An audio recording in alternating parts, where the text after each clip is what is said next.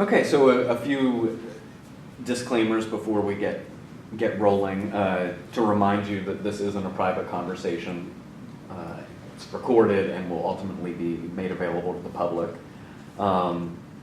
We want this to be a fun experience for you, so if at some point, for any reason, it is not fun anymore, let me know, Okay. Particularly if we're in a topic of conversation that you don't want to talk about. We'll just redirect. Okay. If you need to take a break at any point, just say so and we can stop. My role in the conversation is to actually talk as little as possible and let you tell your story. But rest assured that I'm tuned in, paying attention, following along. I might be taking some notes occasionally, looking at some questions, but I'm fully conscious and present. For the formal introduction, today is Friday, June 1st, 2018. My name is Andy Reisinger, and I'm interviewing Don Speicher here in the Department of Special Collections and Archives at Georgia State University as part of the Great Speckled Bird Oral History Project. And before beginning, if I can get your verbal consent to be recorded. You do. You have my consent. Excellent. So let's start at the beginning. If you can tell me a bit about when and where you were born. Yeah, I was born in Pittsburgh, Pennsylvania in 1946, after my dad came back from World War II. Was raised in Pittsburgh. Most of my family was from Pittsburgh. Very few of my family ever left. I was raised in the house that my mother was born in, and that my grandmother had caused to be built, and lived there with my mother and father and grandmother. We all lived in that house. So I lived in one house in Pittsburgh until I left. Mm-hmm. And have two brothers, a brother and a sister. My mother and father are both deceased at this point. My brother still lives in Pittsburgh. Most of my other family members live in Pittsburgh. And what's the exact date of your birth? Oh, July 13th, 1946. And can you talk a bit about a little more of your family's background? Sure. Who your parents are, identify them by name. Yeah. I'm a junior, so my dad was Donald Speicher Sr., and my mother is Mabel Twigger Speicher. They're born and raised in Pittsburgh. My father worked as a postal clerk in special delivery, which doesn't exist anymore in the post office, but worked as a postal clerk. My mom worked as a bell telephone operator, and then also a stay-at-home mom for a while, and then went back as an operator. My grandmother, who lived with us, worked as a clerk in a department store, and my grandmother raised three children during the Depression, in the house that I was raised in, by herself. Her husband left her in the 30s, and she raised the family, was able to work, herself, and kept the family together. And my mom and dad were high school sweethearts, got married, and right after my dad came home from World War II, he spent 2.5 years in the Pacific, and came back and started the family. We never really, and like I said, we never really left that house. I was it was in a neighborhood in Pittsburgh that was about 7 or 8 miles from the city center. Mm-hmm. So it was a residential area of houses that were built in the early 1900s, and through the 30s probably. Hardly anything newer than that. But it was a relatively stable community. I remember, we played out on the street all the time with kids in the neighborhood, and we didn't have a lot of money, but my dad had a regular job. He had he started off as an auto mechanic, and that was brought income into the house by the idea that he could go to work for the post office, and that was going to be a real regular paycheck for a long period of time that, you know, also would have a pension at the end. And so when that opportunity arose, he went and did that. So we had a very stable childhood, actually. You know, went to school about a mile and a half from where I lived is where I went to high school. The elementary school was about 6 blocks away. You know, and in Pittsburgh, you know, it's always a joke, you know, for me with younger people these days, is that I actually did walk to school, and it was uphill both directions because Pittsburgh is all hills. And you know, and so we, you know, but you know, we did that. My brother and sister did the same thing. Does the neighborhood have a name? Yeah, it's Overbrook. Okay. Yeah, the Overbrook section of you know, of Pittsburgh. So yeah, and in my family, you know, my great grandfather was also a mail carrier. You know, but beyond that, everybody worked in the mines or the mills. You know, I had had a great grandfather on the other side of the family who you know, walked to work at in a coal mine that was about 3 miles away from his home. You know, and did that every day. The rest of my family worked in the mills. And Jones and Laughlin at the time was big in Pittsburgh, and you know, and so they were all mill workers or mine workers. You know, and was that primarily or exclusively the men?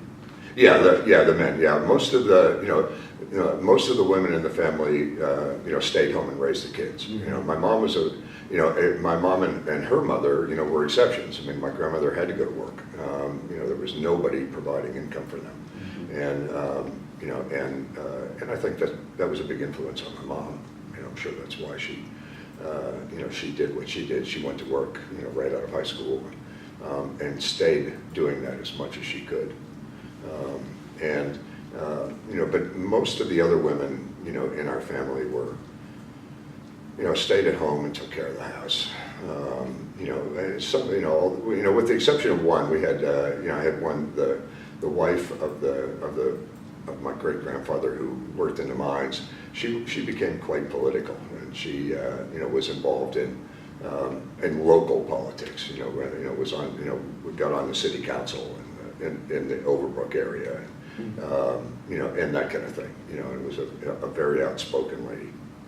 I mean, you know, and this is something that I've learned, you know, secondhand. You know, she had already died by the time I came around. You know, but you know, but so that, you know, so we've had, you know, I've been fortunate enough in my family to have, you know, a number of very strong women who have, you know, and people that I was raised by and lived with, you know, and you know, and had a pretty influential, had a lot of influence in my life. And what was the name of the department store that your grandmother worked at? Franken Cedars. Okay.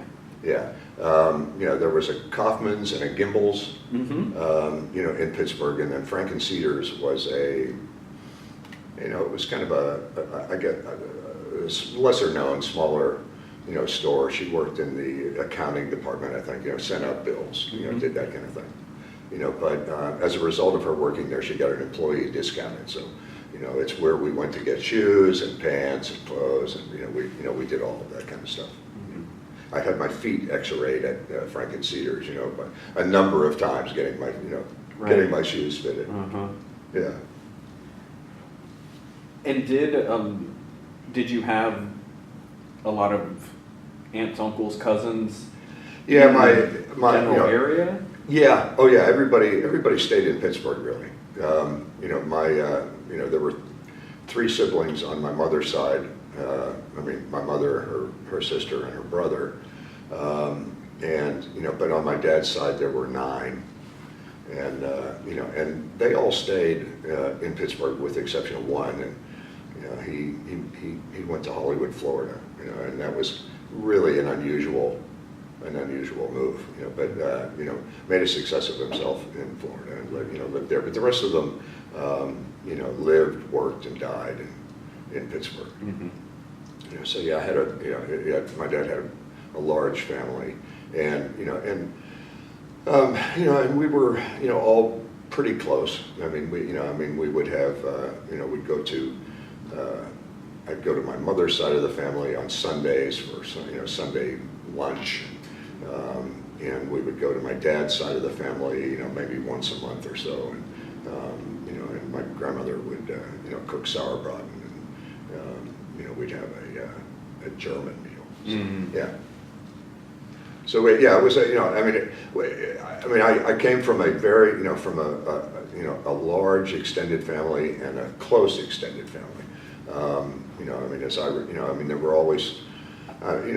We had drama in our family like everybody else, but it was never really, to the point where people didn't talk to each other, for a long period of time. And, people's feelings got hurt, but eventually they came around. There were some things that some family members didn't share with other family members, and especially as the years went on, and the grandchildren or the children grew up, and and there became issues that way. But for the most part, I was fortunate enough to come from a family of that was large and fairly close. It was a good childhood. I guess we were sort of living the American dream in a lot of ways. Mm-hmm. And Pittsburgh at the time was a big union city. Right. Was your family involved, uncles or even your father in federal government? Yeah. The only thing that all of the family members that worked in the mills were in the unions. Mm-hmm. And being in the union was just considered to be what you did. It was if you had to go out on strike, you went on strike. But everybody recognized that if it hadn't been for the unions, we would all still be living in poverty. And while the ones of mine who worked in the mines, I don't think weren't really involved with the mine workers. At that point, that was sort of an earlier stage in the family. Mm-hmm. But the people, the ones who worked in the mills were, they were all union people. My dad working for the federal government, working for the Postal Service, Mm-hmm. it was kind of a different deal. But my family, we grew up with the sense that, that unions made the lives of working people better. And in some cases understood that if it weren't for the unions, some of our family may not be alive. So unions were always considered an important part. Mm-hmm. Yeah, but it's not like they were real activists. We didn't have union meetings happening in our house, or when they had to go on strike, they weren't real happy about it. But did it nonetheless. Yeah. Yeah. And can you talk a bit about your schooling and interests as a child? Sure. I went to elementary school literally 5 blocks from my house. It was an old school. It was the same school that my mother, had gone to. I was taught by some of the same teachers that my mother had been taught by. And then went there until 6th grade. And then went to junior high school, which was, about a mile away from where we lived, and, was a school that brought in kids from other areas, not just the neighborhood. Went there and then went on to Carrick High School, which, was, about a mile and a half away, and sat up on the top of a hill, and also brought in kids from a lot of other areas of Pittsburgh, or from in that particular area. And so I was I was pretty much of an academically oriented kid in high school.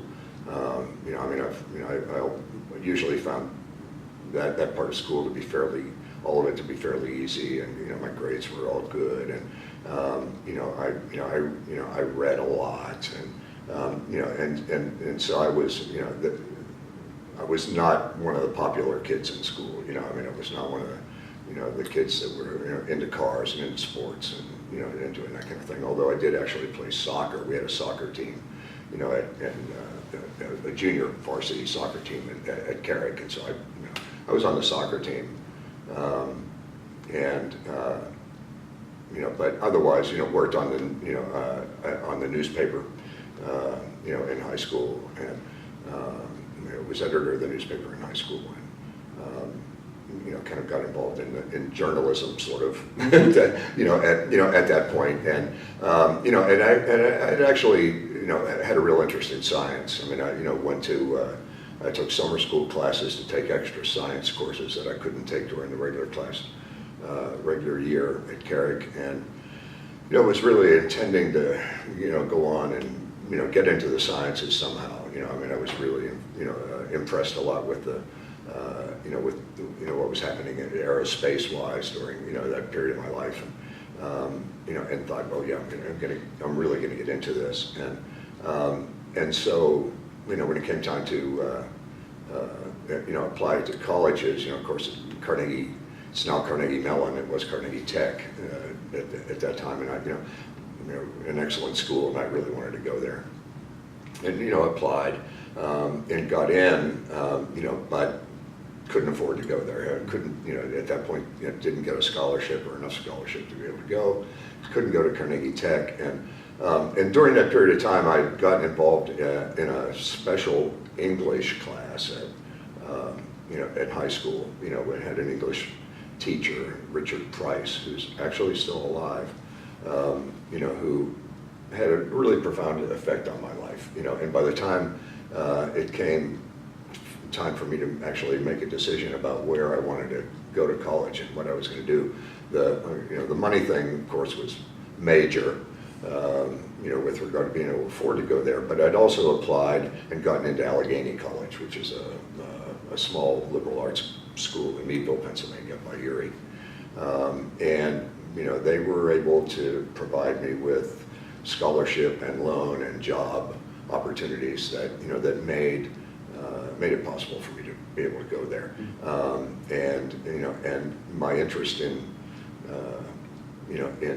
literature and writing, that kind of stuff had been stimulated at that point, so much by Richard Price, that going to Allegheny was an easy decision to make, coupled with the fact that I was able to afford it. Right. And so we, so that's where I went. I went to Allegheny, 100 miles north of Pittsburgh. Started there in 1963, and graduated in 4 years. I mean, did that regular 4-year college thing. And and while I was there, and I majored in English, so I got a BA in English, and got mostly was involved with the newspaper while I was there at college. And some of the student government stuff, but the newspaper thing became a big thing for me, in my sophomore year, and so I started writing for the newspaper at that point, and eventually in my senior year I became editor of the paper, and graduated from there in 1967. Okay. Yeah.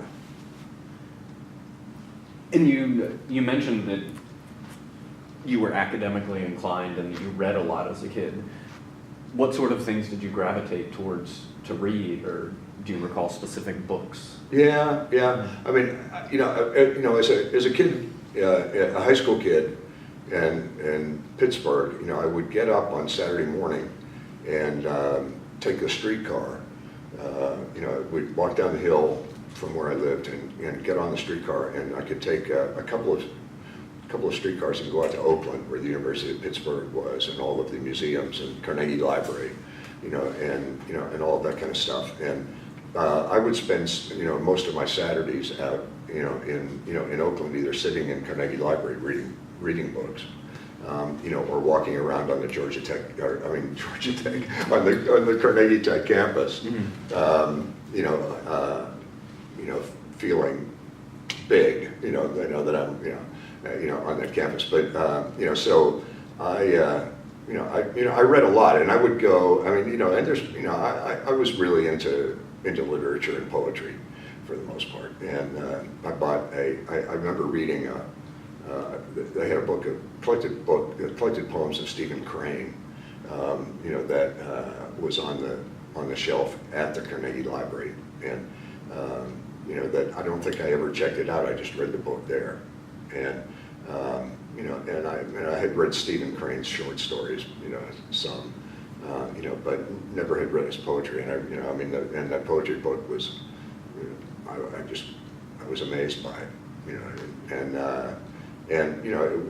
20 years later, I actually found a copy and bought a hard copy of it, which I have to this day. But so I read that, and then I got particularly into Thomas Wolfe when I was in college. So I read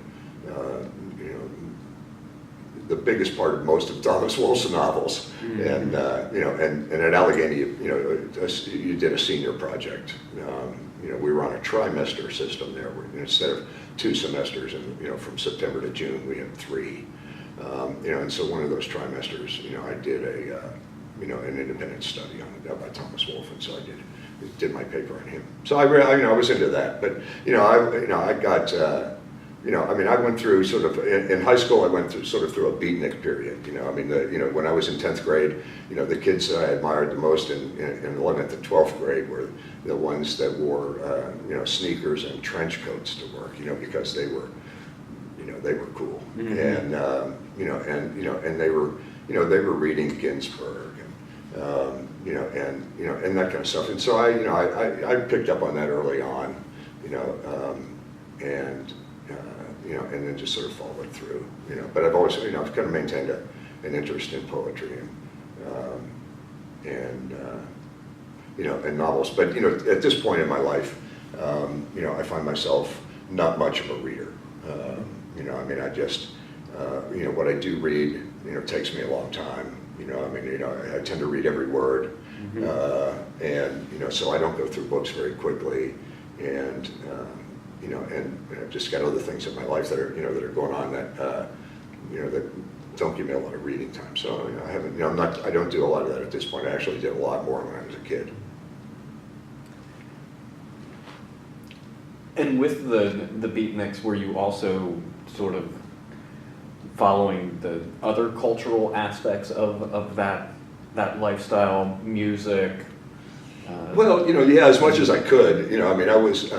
I skipped 6th grade, so I was a year behind everybody else in my class. A year younger than everybody else in my class. So I didn't even have. I graduated high school when I was 16. And only turns, I think, 16, and only turned 17 like the month afterward, and so I didn't have a driver's license, when other people were driving, and I really had no interest in it anyway, and so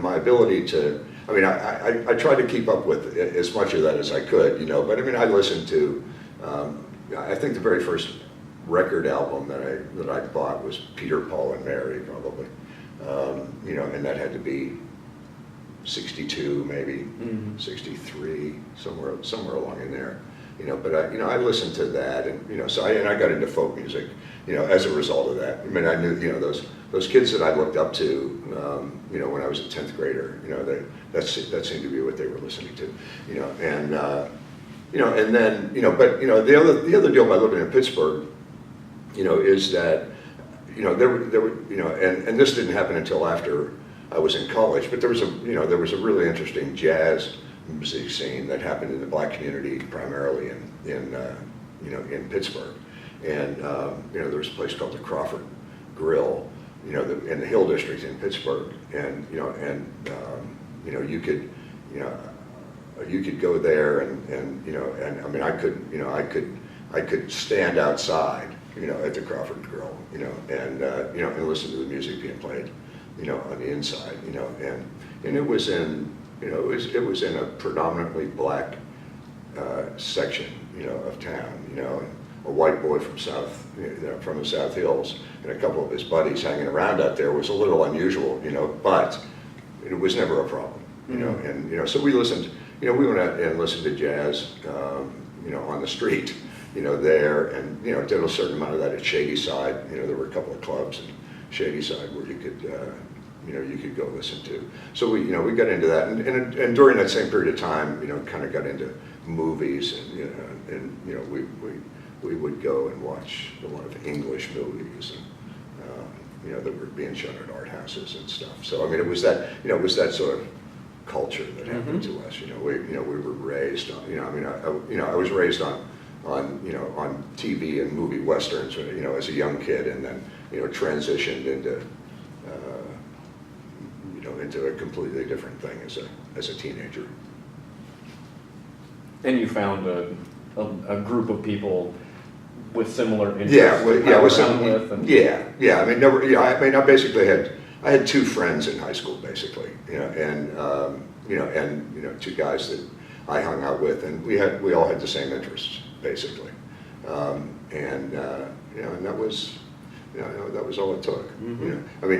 Fortunately, the one guy had access to a car, and so we were able to get around on something other than public transportation if we had to, and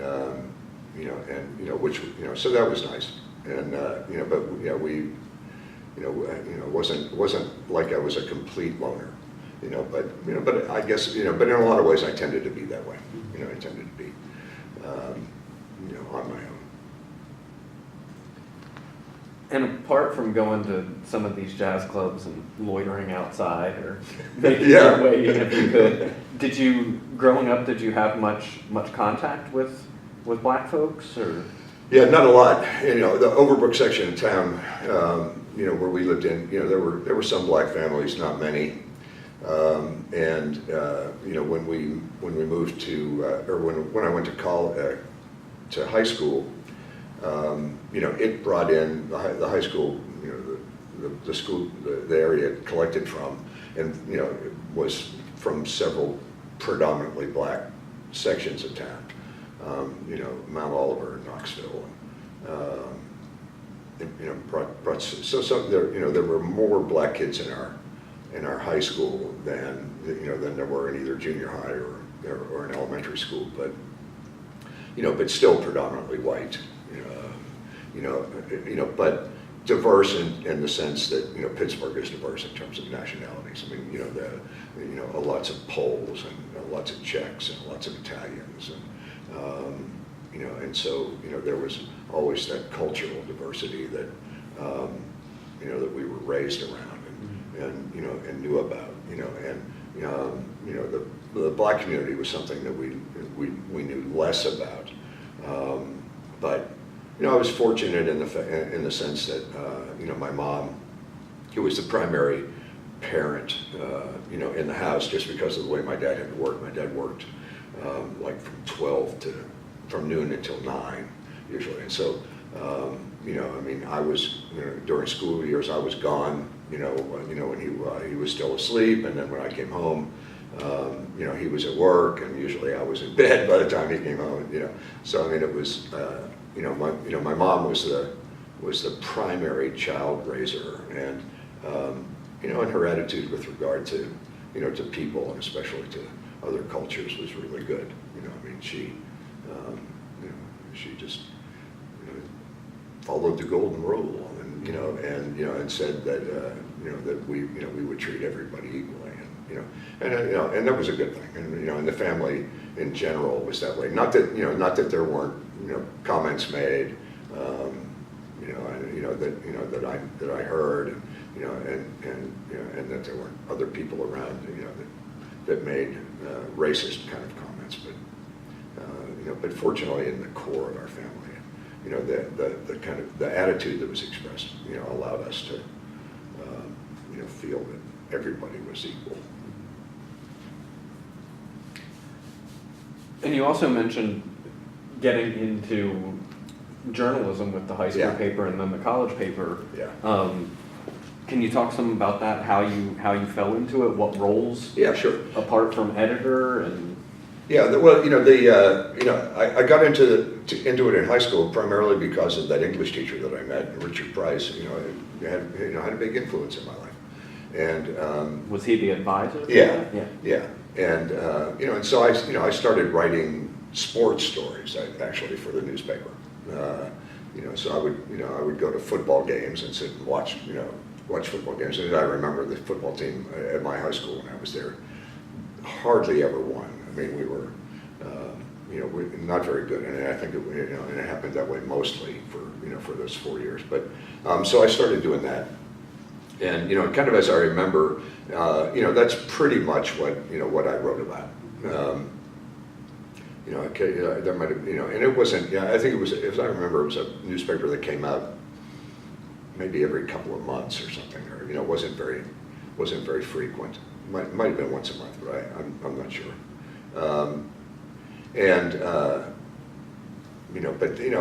But I had a real interest in it. I mean, it was something that I enjoyed doing, even writing stories about a losing football team, and then once I got to Allegheny, and realized there was going to be an opportunity for me to get involved in the newspaper there, I took advantage of that, and we pretty much did a lot. I mean, it was a technology that doesn't happen anymore. We didn't have to set type, but we produced. It was cut and paste, and we had machines that produced the stories in justified columns, and we cut them out and pasted them on paper. And made up the newspaper and then took it off to the printer, which was in the next town over, and got that done there. So I got a chance to kind of do all of that, that stuff. I mean, learn, the small newspaper business from the ground up, Mm-hmm. And then started writing stories about events that were happening on campus. Nothing really life-threatening until my senior year when I became the editor, and that was in 1963, and the Vietnam War had begun to crank up. And the U.S. involvement in the war began to, or 67 rather. I'm sorry, 66, 67, and the war had started to crank up.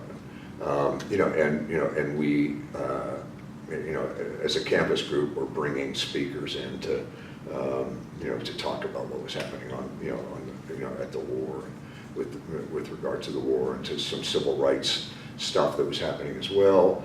And and so I got to, I was writing, about that kind of stuff. And then, the other thing is that, Allegheny was a very small school. It was 1967. It was, women had to be on Friday nights, had to be back in the dorm at 11 o'clock. If you weren't back in the dorm at 11 o'clock, you either had to have a friend who would let you in a window, or that kind of thing. It was, this was, not uncommon, I don't think, in 1967, but at a small liberal arts school in Pennsylvania, it was the way it was done. Well, if you weren't in a fraternity, or who had, and fraternities had houses, that were, that people lived in, that were just off campus. Mm-hmm. And if you weren't in a fraternity, dating was a real problem. There's Meadville, Pennsylvania doesn't have much to do. The college was pretty small and didn't have a lot of stuff going on. So we actually, as a newspaper, raised, the issue that people ought to be able to bring dates to their dorm room.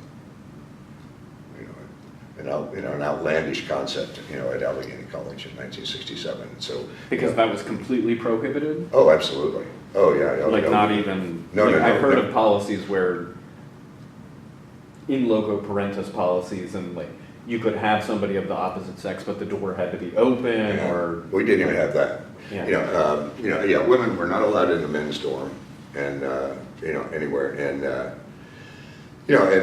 men, of course, they didn't even know what the inside of the women's dorm looked like. That never happened.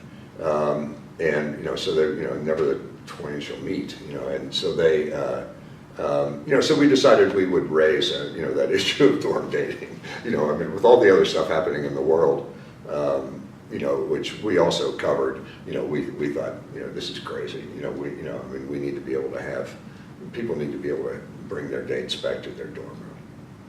And so we raised that in a big way.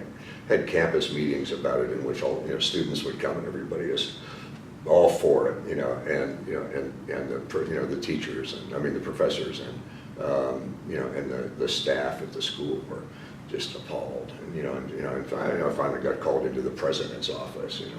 And where he wanted to know just what I was trying to do.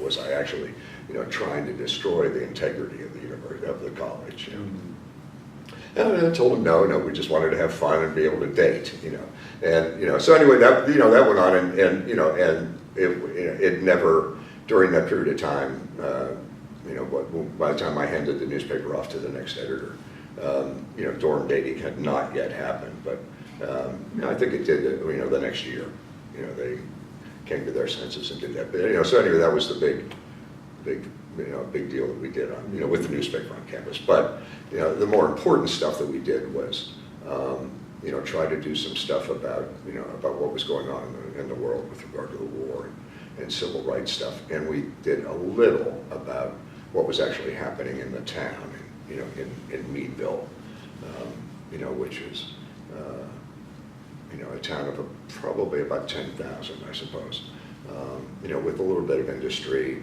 but a very segregated social world, and we did a little bit of stuff about that, but not a lot. And segregated in what sense? Well, in terms of segregated in terms of housing, and blacks and whites went to school together for sure, but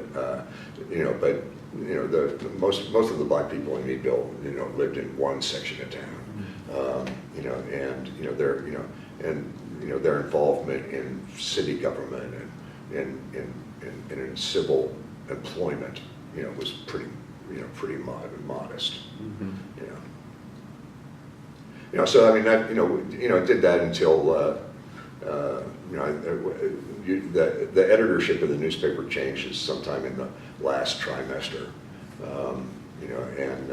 so handed that off to the next person up the road, and then graduated in June of 1967.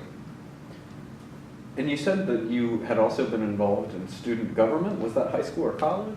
In college, and and that was the guy who was the dorm advisor, the upperclassman who lived in the freshman dorm, on our floor when I was a freshman, went on to be the president of the student council, and so I actually had it pretty good because he moved on, became president of the student council, and as a result of that, because he was president of the student council and had to have meetings that involved female students as well, they gave him what amounted to a small apartment in the lobby of one of the dormitories. So he had that apartment and was allowed to have women and come to his room because he had to have meetings. That was permitted. Well, so in my sophomore year, when I was coming back to school, he asked me if I wanted to. It was a 2-bedroom apartment. He asked me if I wanted to have the other bedroom in his apartment. No, of course I do. This is great. So. And it was a single bedroom. Oh yeah. Well, it was a living room, and 2 bedrooms off of the living room, basically, is what it was. But was the other option to actually share a room with somebody?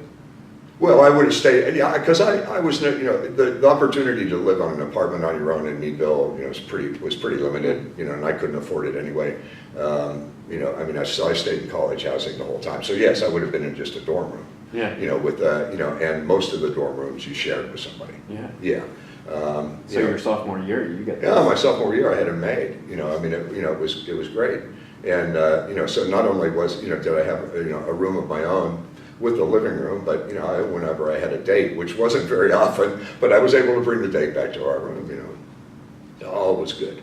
And, and so, he was involved in student government, and so as a result of that, I got, I became involved in that to a certain extent. My real love was with the newspaper.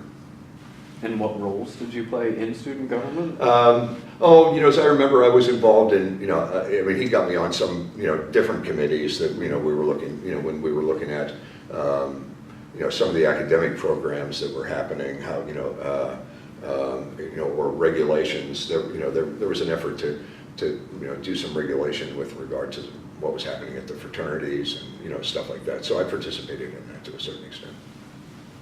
But, that, it wasn't like I say, it wasn't a big part of what I did.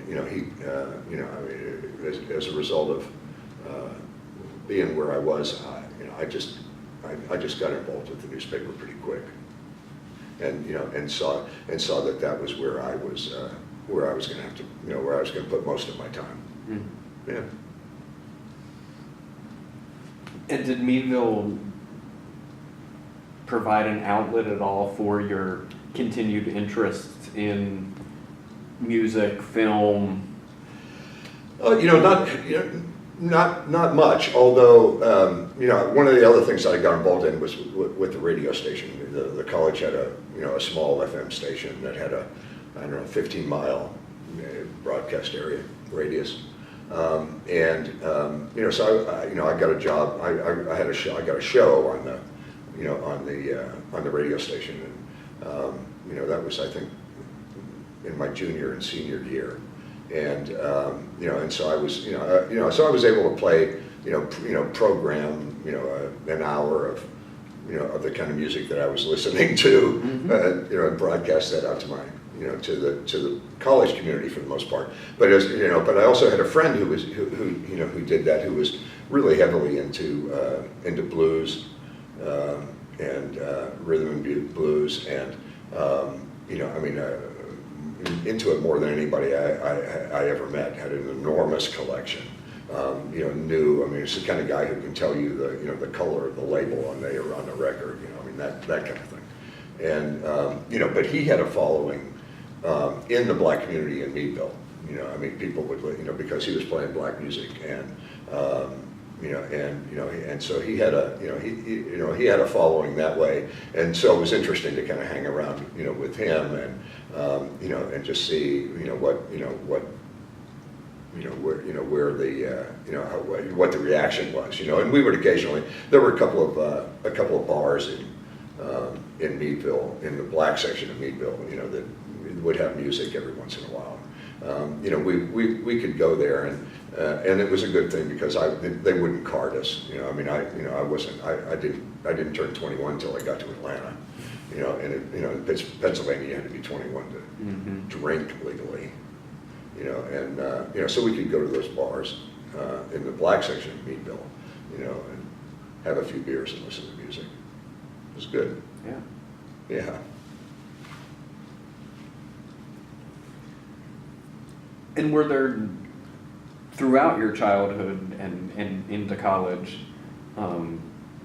you mentioned this teacher, Mr. Price, uh-huh. and how influential he was. Were there other people that you knew personally, or just, were big cultural figures or events in your youth that had a big impact?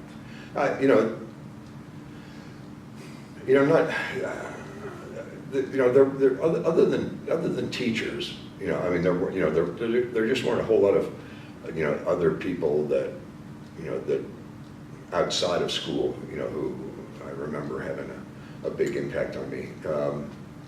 Events did to a certain extent. I was really into the Sputnik stuff and the space stuff, and when they started sending when Alan Shepard went up and back down. I can remember just being nervous as a cat, during that whole thing, as if as if I was going myself. It was a real, so those kind of events, were significant for me. most of the people that influenced me the most were, were teachers, really. Were people that I had something to do, that way. And then, and then some family members. I mean, I had a, because my dad's work schedule, which was really, just difficult in terms of him being able to spend quality time with his kids, except on, because his days off were Sunday and Monday, and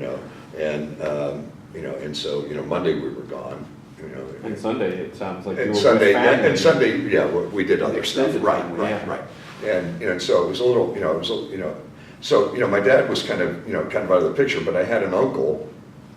Or, I actually knew him before he was my uncle, because at one point early on in my life, not only did my grandmother live in the house, or did we live in the house with my grandmother, but my grandmother's youngest daughter also lived there, my Aunt Jane, and who is just now turning 90.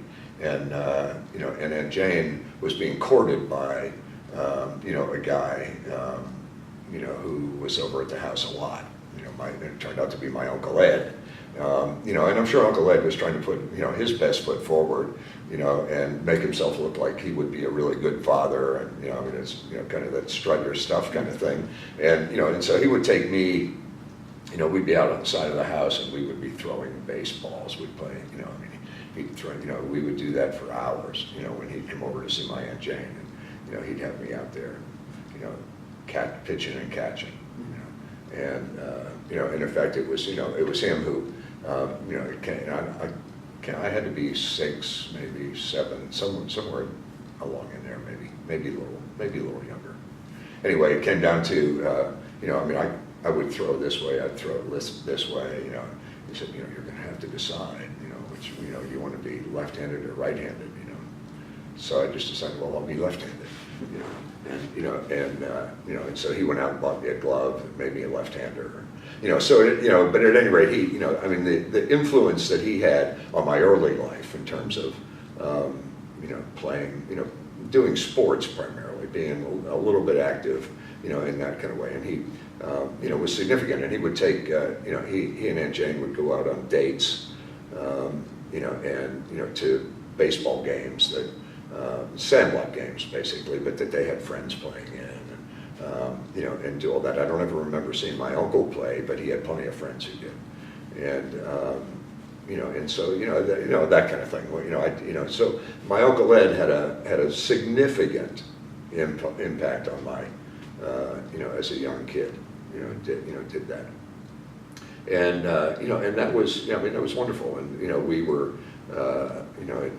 they went off to Philadelphia for a while as a result of his work. He worked for Western Union, and he went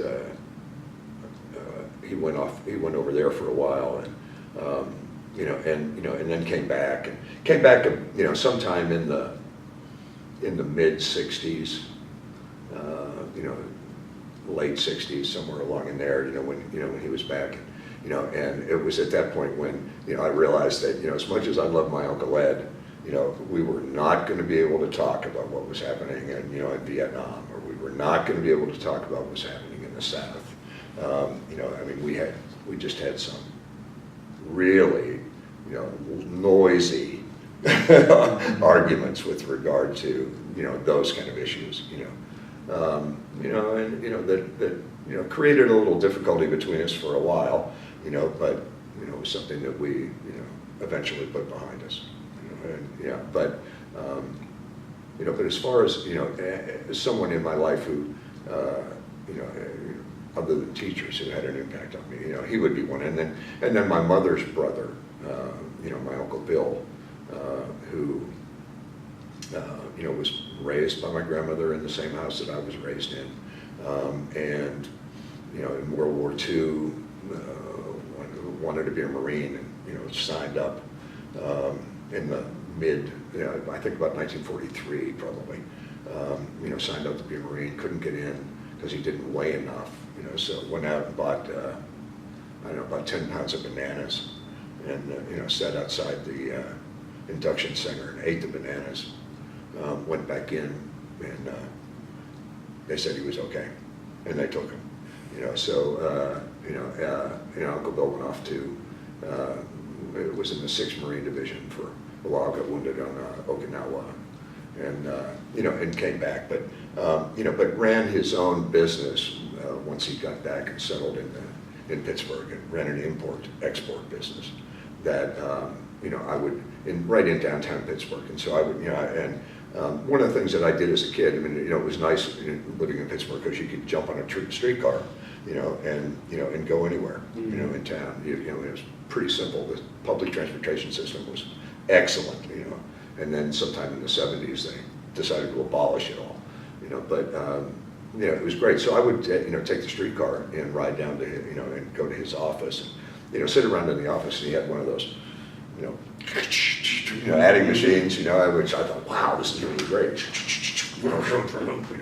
and sit around and play with that all day, and then as I got a little older, and I'd be there every once in a while, and he would give me, a little bit more responsible jobs to do.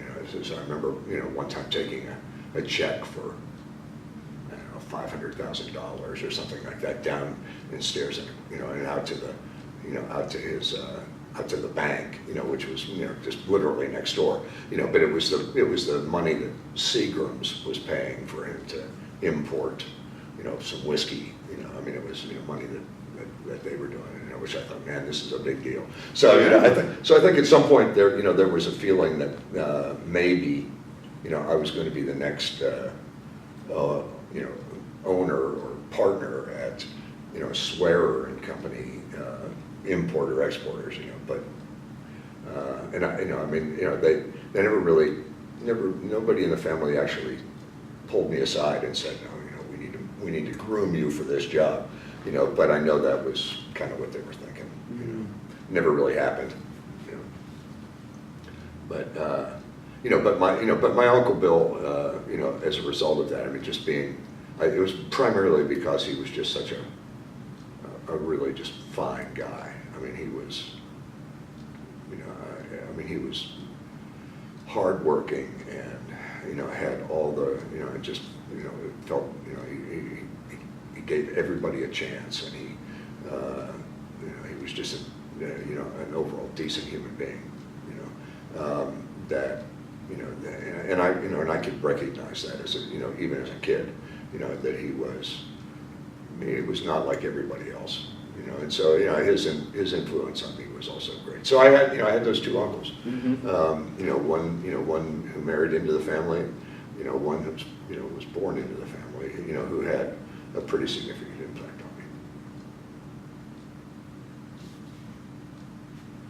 on me. It was nice. So to this day, my uncle was, he was in the 6th Marine Division, and he just died a year ago. Wound up moving to Phoenix, where his daughter lived. He lived all of his life in Pittsburgh. About 15 years ago, just decided the winters were too much, so he got out. He and his wife, my aunt, and moved to Phoenix. And and when he moved, he left a lot of his stuff. He left with my mom, because my mom had a basement in the house that she was in at that point. And and among all that stuff was just piles and piles of Marine Corps stuff. I mean, my uncle, it runs in the family, but we never throw anything out, really. I mean, we just, you can never tell when you might need something, or, when this might be important. And my uncle was that way. I mean, he went through the Marine Corps and never threw anything out. He had lists of duty rosters for people that he had to assign, and he had lists of stuff that he had in his footlocker, and he had just what he ate that day, and he had underwear and socks and uniforms, and he had this bunch of stuff which he left in my mom's basement because he had no room for it, where he was moving to at this assisted living facility, and so when my mom died, I got that stuff. And it came to my house, and I went and got it, and brought it in, and it was, I got another guy, several friends who have been Marines, and, brought them over and we looked at all this stuff, and it was just this great treasure trove of Marine Corps stuff, which, I kept, until I could get it out to Phoenix, and I talked, made sure that he was going to be able to have a place for it, because, I just didn't, I would keep it, but it just didn't need to be with me, it needed to be with him and his daughter. And so eventually, I took that, all that stuff out, to him, and I think it wound up in at Quantico at the Marine Museum. It was important enough stuff that they actually wanted it. The one piece out of that that he allowed me to keep was his K-bar knife, the Marine Corps issued, knife, which is, and so I've got his, 1944 issue, Marine K-bar, and now at the lumberyard that I own and run in Pawnee, we also sell Case knives. They, those knives are made by, those K-bars were made by Case. And so and we actually sell one, a new one, that is identical, to the one that my uncle got in 1944. So I took the 1944 model down and have it in the display case along with the new model, with a little tag on it saying this one came from Okinawa, different deal. Yeah. But anyway, so my uncles had a, pretty big, both those uncles have had a pretty big impact on who I am. Yeah. And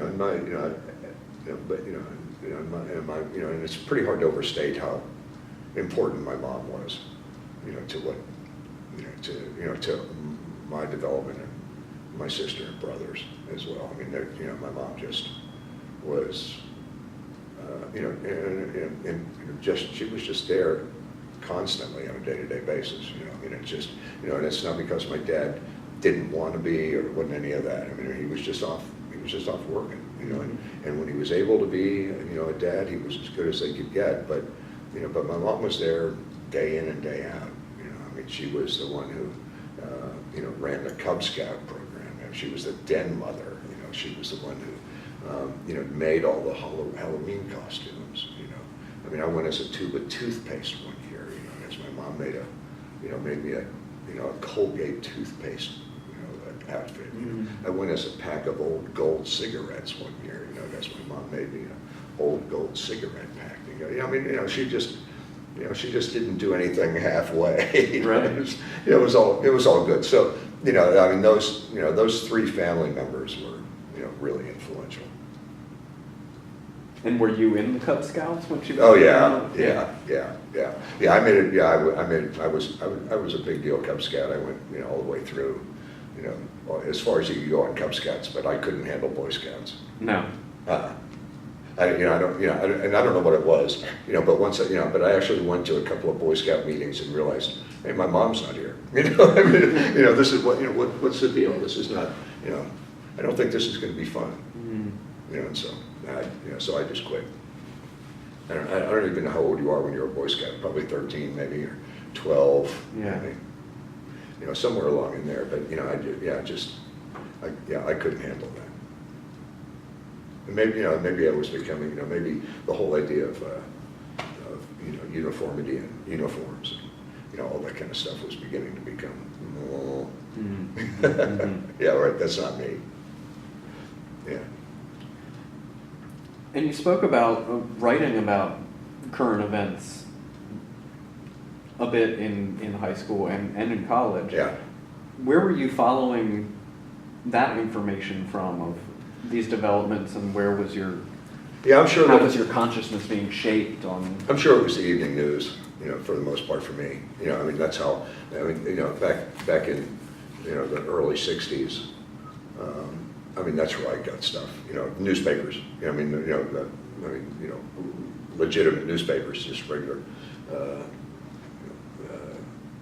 the Pittsburgh Press and Pittsburgh Post-Gazette and the New York Times once I got to college, that kind of stuff would read, would read that and watch the nightly news basically. And because, I mean, and that pretty much happened most of my, the time that I was in college. I was 20 when I graduated from college, and 20 when I moved to Atlanta. And so, I mean, I had a brain that was still being molded by a lot of stuff out there. And so, the real, my real political coming of age happened here in Atlanta, I think. I came with, I think, the right set of values and, and the right base sense for, what was going on. But, the more hardcore stuff happened here. And so you graduate high school or college when you're 20. 20, yeah. And then you move directly to Atlanta? Yeah, I graduated from Allegheny in June of 1967, and it was a big time in the Vietnam War. I was either going to get drafted, or I was going to do something that would get me a deferment for a longer period of time. And honestly, at that point in June of 1967, I'm not sure where I would have been at with regard to how I would have reacted had I been drafted right then. I'm not sure how I would have reacted, but I also had the feeling that I wanted to do something other than go kill yellow people in Vietnam, and so I became a VISTA volunteer. I signed up. I applied to VISTA and was accepted in May or April or something. And with the idea that I would kind of join VISTA when I got out of school. And so I got I graduated from Allegheny on June 17th maybe, and came to Atlanta on June 30th. As a VISTA volunteer. And how do you recall how you heard about or discovered VISTA? Well, it was a John F. Kennedy kind of thing. It was Peace Corps, and then VISTA as the domestic Peace Corps was part of the the war on poverty. And I was fairly well tuned into to that in terms of what was trying to be done, and knew that that VISTA was a 1-year commitment, and and then also that if I got involved with VISTA, that I would likely be given a deferment for that year. And so. It's not that there wasn't a certain amount of self-interest with regard to that, in regard to that decision, but that's what I did. And I thought at the time, it was, that it would be a good thing to do. So I got sent. I as far south as I'd ever been was, to get into Virginia with an uncle. Another uncle who would take me on summer trips to visit Civil War and Revolutionary War battlefield sites and that kind of thing. And so I'd been to the southern part of Virginia, but that's as far into the south as I'd ever gone. I think I'd been on an airplane once, so VISTA bought me a ticket, put me on I got on an airplane, flew from Pittsburgh to Atlanta. Did you get to choose? No. Atlanta at all? No. No, that was all. That was just all done at VISTA's discretion. So sent me to Atlanta, put me on I got a taxi, at the airport, and they took me to a training center out here on McDonough Boulevard. And I can't remember what the name of the place was, but it was an old seminary of some kind, that the community action program here in town had taken, was using as a training facility, for VISTA volunteers. So I showed up there with, and I don't know how many, 20, 25 other kids maybe in this class.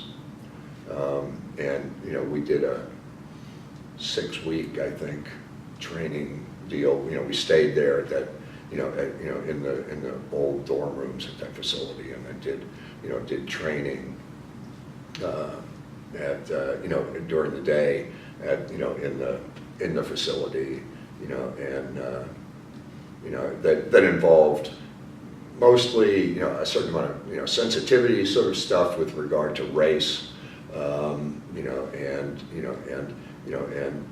then some general training with regard to the poverty in the city and that kind of thing. But for the most part, I mean, it was a bunch of idealistic young white people that were going to be placed in some community in Atlanta, and I got sent to Peoplestown. With the intention of what were you supposed to do? Exactly. Yeah, that was the deal. What am I supposed to do? Yeah, and so I actually got sent there with a guy that you've probably interviewed, Jim Gwynn. Tracy has spoken with Jim. Yeah, Jim and I were roommates, and we got sent to, we both got sent to Peoplestown, lived in a place called Primrose Circle, which was a cul-de-sac of duplex cinder block houses, and got sent there to do whatever. I mean, really, Vista at that point was really, you did whatever you thought was right, and so Jim and I set up tutoring for kids after school. We had an after-school program for kids in the neighborhood. We did a certain amount of negotiation between the tenants and the landlord with regard to rent and repairs that need to be done to the houses. Those kind of things.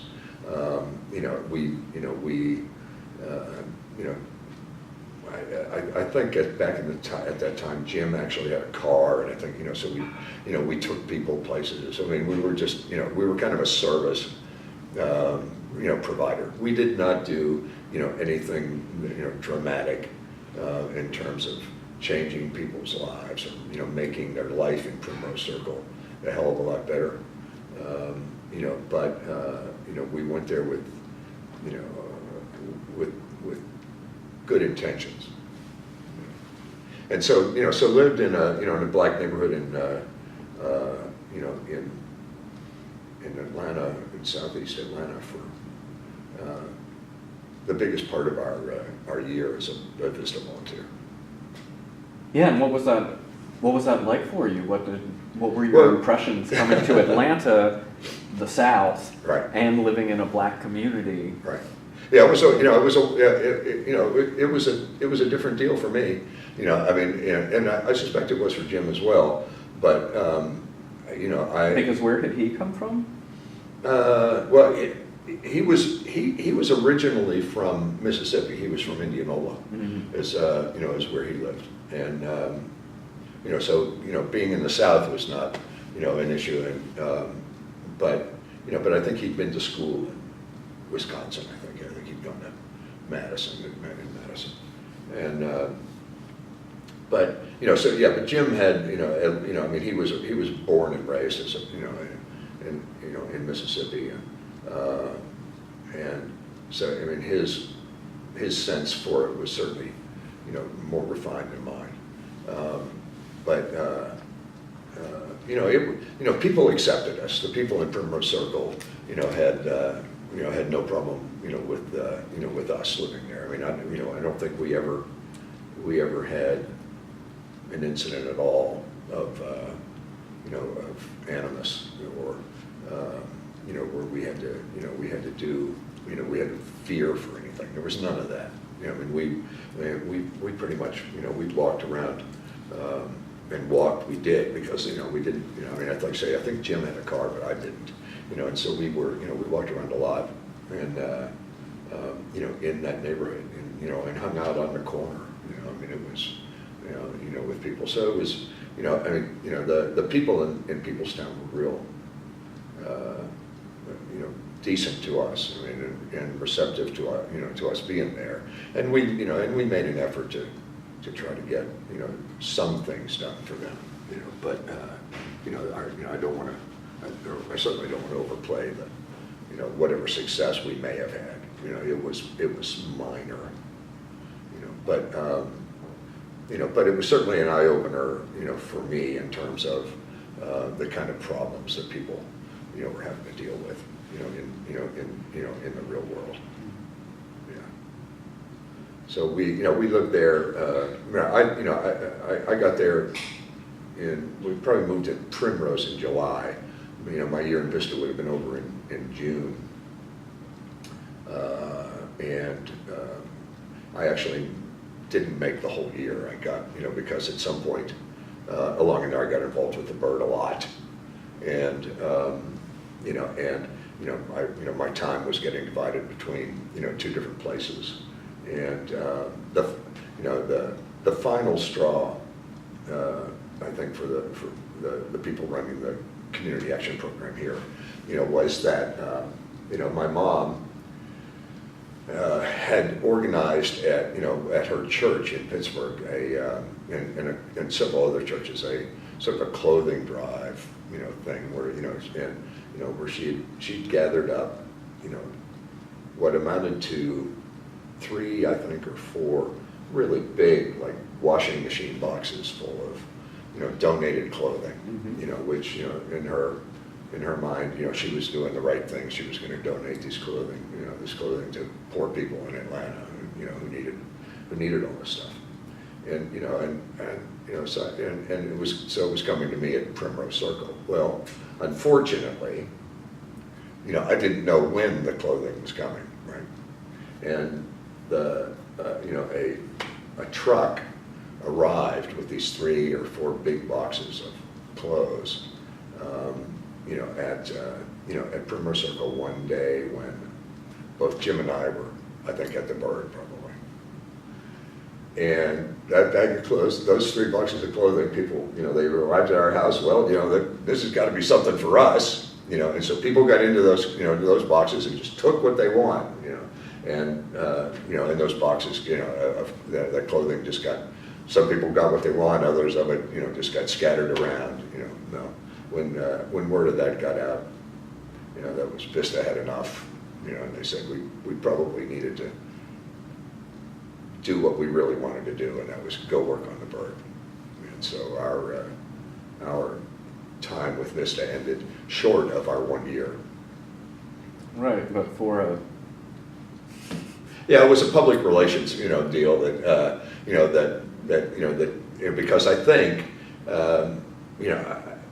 the details of that are, honestly are a little sketchy in my head, but I can't remember if my mom had actually notified the people at the community action program that her church and a couple of other churches were doing this kind of thing, and they had some idea that this was actually happening, and they were going to take advantage of the, of the deal from a, publicity point of view. And at any rate, it turned out to be a bad deal from, all the way around, and it was. I mean, there's no doubt. I mean, I was just not, on top of it like I should have been, and and so that we parted ways, and that was probably in April of 1968, somewhere along in there. And how did things work, the community work that you were doing, the tutoring, particularly the sort of advocacy or negotiation with landlords? Was that fruitful, or like? Well, we had a lot of kids who liked us. Because they could come to our house after school, and we provided some food and helped them with homework, and did all that kind of stuff. The landlords, the landlord was he was a hard case, and we. And you're a 21-year-old kid. Yeah, right. And, so we, we negotiated with him with regard to, especially when people were behind on their rent, we would sort of be a go-between when people wanted us to be. between, him and them, and trying to, make sure that he understood their interest in trying to, pay their rent, but, what problems were keeping that from happening. And then, and I think we did manage to get a few roofs repaired, when people had leaks, some electrical things, repaired when they didn't work. We were able to make that kind of thing. At least the guy knew, that there was somebody else living in the community, that, that he just wasn't going to turn his back on, and, so, we had a small amount of success, with regard to doing that kind of stuff. But, it was an area, I don't know, Father Ford, do you guys know him? He ran a place called Emmaus House. Mm-hmm. Yeah. And, and it was just up the street, and so, we did a little stuff, with him too. I mean, he was basically trying to do the same kind of stuff in the community, provide a presence where help could be provided, if people really got to a bad spot.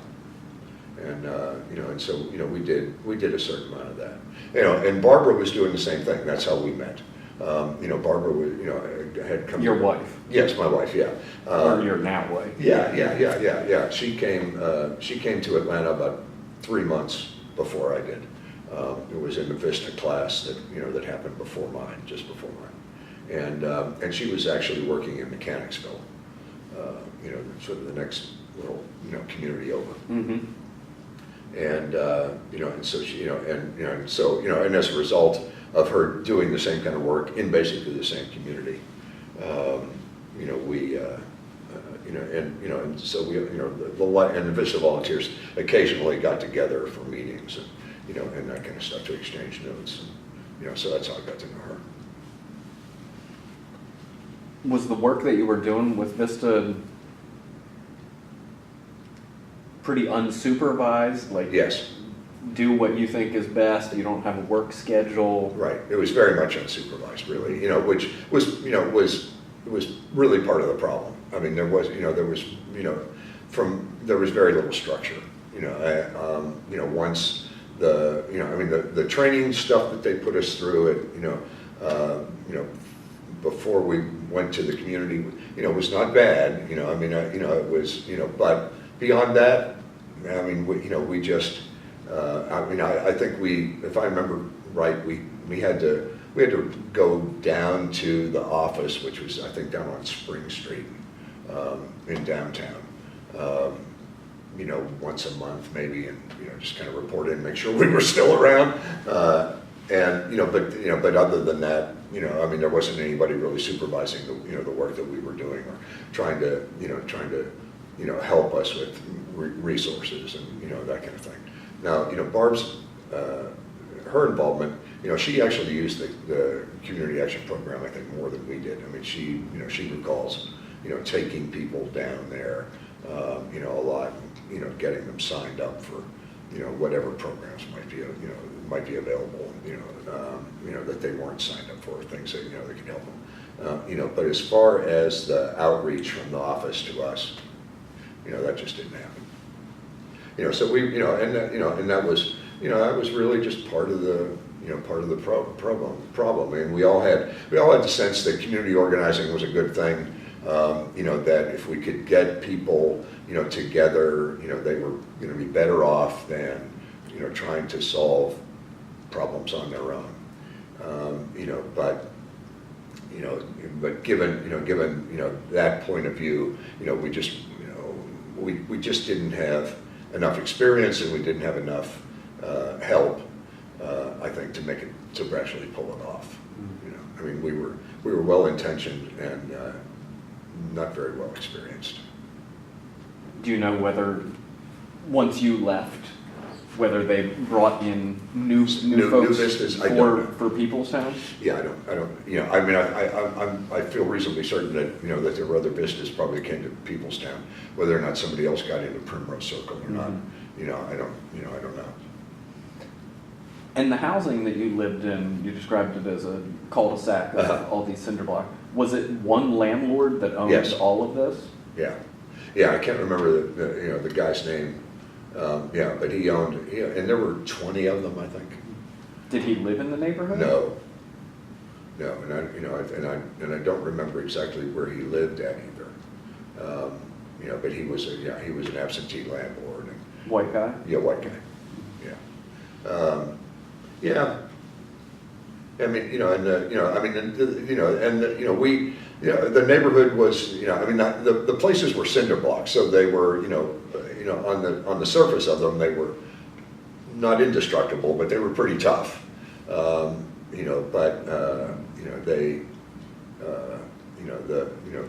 the kitchen facilities and the bathroom facilities and the roofs, that kind of thing, there were problems with all of that, and of course, I'd never owned a place myself, the idea, what it took to maintain and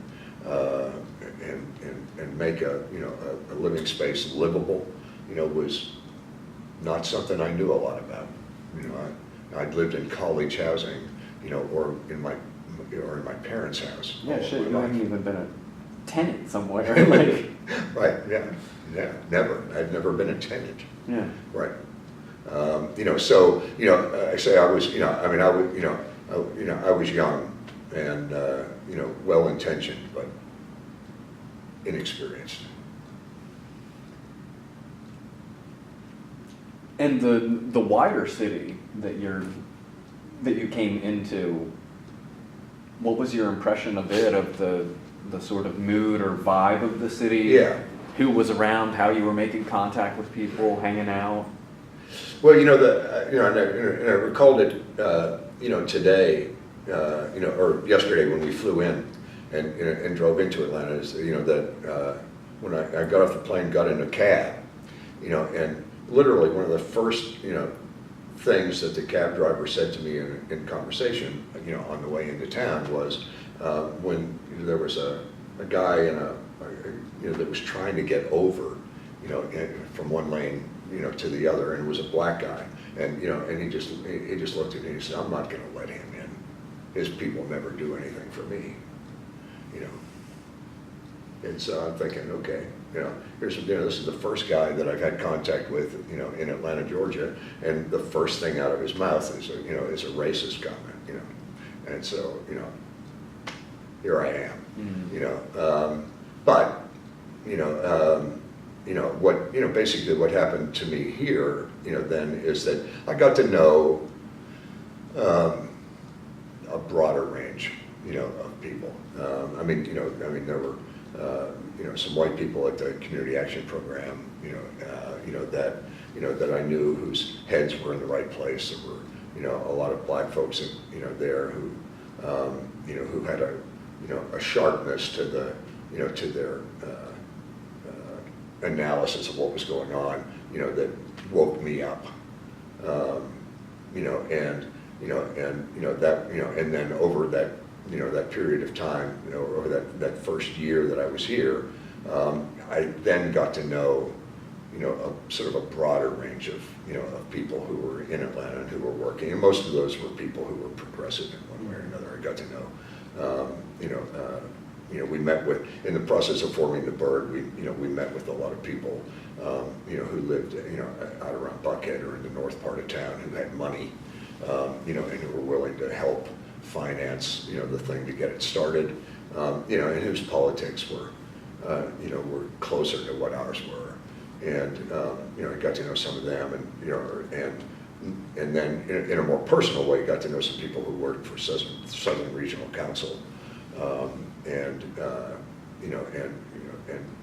they became longer-term friends. People who had been born and raised and had been working in the South for a long time, and I got to see the people who had been working effectively in some areas for a while. So and then as things developed, I began to realize that that Atlanta was at that time a small big city, and it was the place where not unlike Tulsa is today, where, people from, rural parts of the state would come looking for jobs, looking for opportunities, and that kind of stuff. And so there were a lot of kids on the street who, were just country people, and, looking for a chance. And so, got to meet them, that developed, over a period, period of time. And how were you meeting people, and like the folks that you met that ultimately put the bird together? How did you? Yeah, because you're living down in Peoplestown. Yeah, I'm living in Peoplestown, and and we got. I'm trying to think how some of those. A lot of it came around. Came around as part of the organizing activity of trying to get the bird started. I mean that when the word got out among certain groups of people, that we were going to try to put together this newspaper. Some of those people came to our meetings. Came to some of those organizing meetings. But there's one guy in particular. His name was Bill Farmer. Who wound up being a very close friend. And Bill was working at the Southern Regional Council when we got here, and Bill, but Bill caught on to the bird stuff pretty early on. I mean, he was, he thought it was a great idea, and and came to a lot of the meetings. He didn't get involved in making the bird happen, because he had other stuff that that he was doing, but.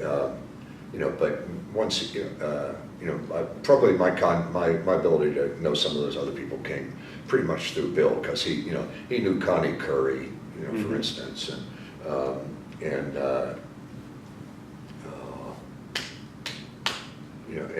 he was working at the time with John Boone, and Andrew Young was there, and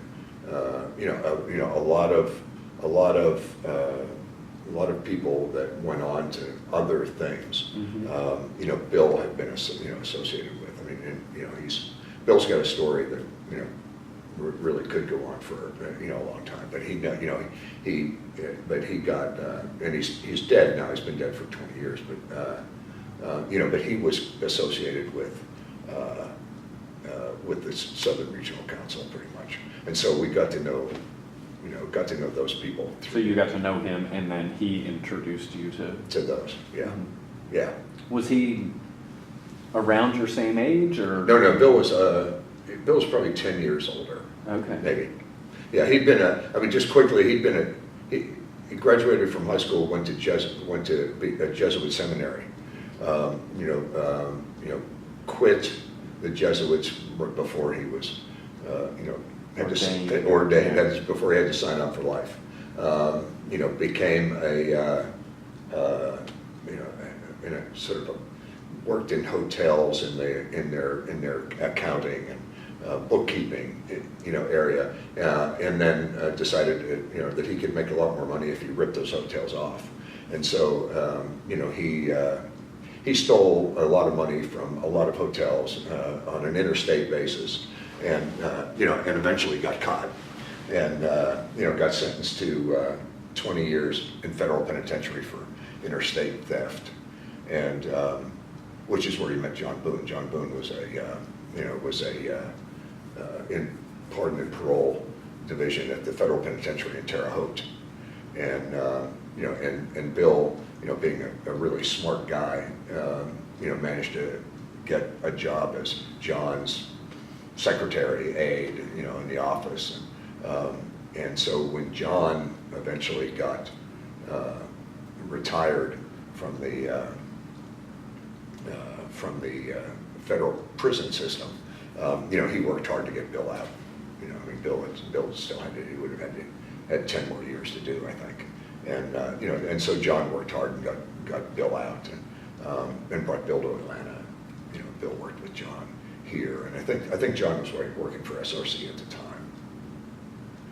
So interesting. Yeah. The guy was really amazing. I mean, he could, he was smart as a whip, and had broad interests.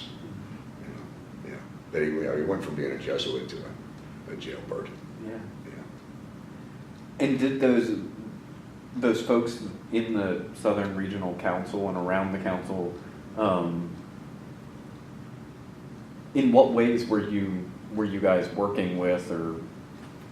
Yeah, well, they didn't help us at all with our Vista activities. I mean, that wasn't, they weren't involved in that. They were, they just became, they were more involved in, in helping us get, the bird off the ground, and probably, and I think, those folks were largely involved in, donations. I mean, given, providing some of the cash that was needed, to make things happen. They did a certain amount of that, but at that point, at that point they also became just sort of personal friends. I mean, we lived in the, we all lived in Midtown, and and despite the fact that, that they were, I mean, they were all 10 or 15 years older than we were. We had that group of friends that we worked at the Bird with, who were more or less our age, and then this other group of friends who, were considerably older, and that we didn't all hang out together. We usually, we just had these, two different groups of friends, but that were, energizing and in different ways. And so we just hung out with them. We partied with them a lot. And did they introduce you as well to, you mentioned some folks more Buckhead set? That was, I'm not sure exactly how that happened, and you may actually have, a better idea with regard to, some of that early stuff, than I do from talking with some of the other bird folk. But I know that I can remember being at meetings at churches in North Atlanta, Episcopal churches, or Unitarian churches rather, primarily. I mean, it was, the progressive side, and where we would, get together with people and explain to them what we were doing, and this was all in the pre-planning stages? The bird, yeah. And trying to fundraise? Just trying to really fundraise, yeah, basically. I mean, there were, there were 2 or 3 of those kind of meetings that I remember going to, just where, we were, just looking to get small donations, just trying to get some money put together to, to get us going. Do you think you had much success with that, do you recall? As I remember, yeah. But that comes to, but that sort of gets us to, kind of what my function was with regard to, getting the bird going and making it work during those, that early period of time, because that, people like Gene Guerrero and Tom and Stephanie Coffin, and, I think were, they were, much more central to that, operation, that money-raising operation, than I was. I mean, I was there as a, kind of a presenter, as somebody who, was going to be involved in doing the newspaper, but they were more, as much as we had to be, they were the bean counters, and kind of kept, that part,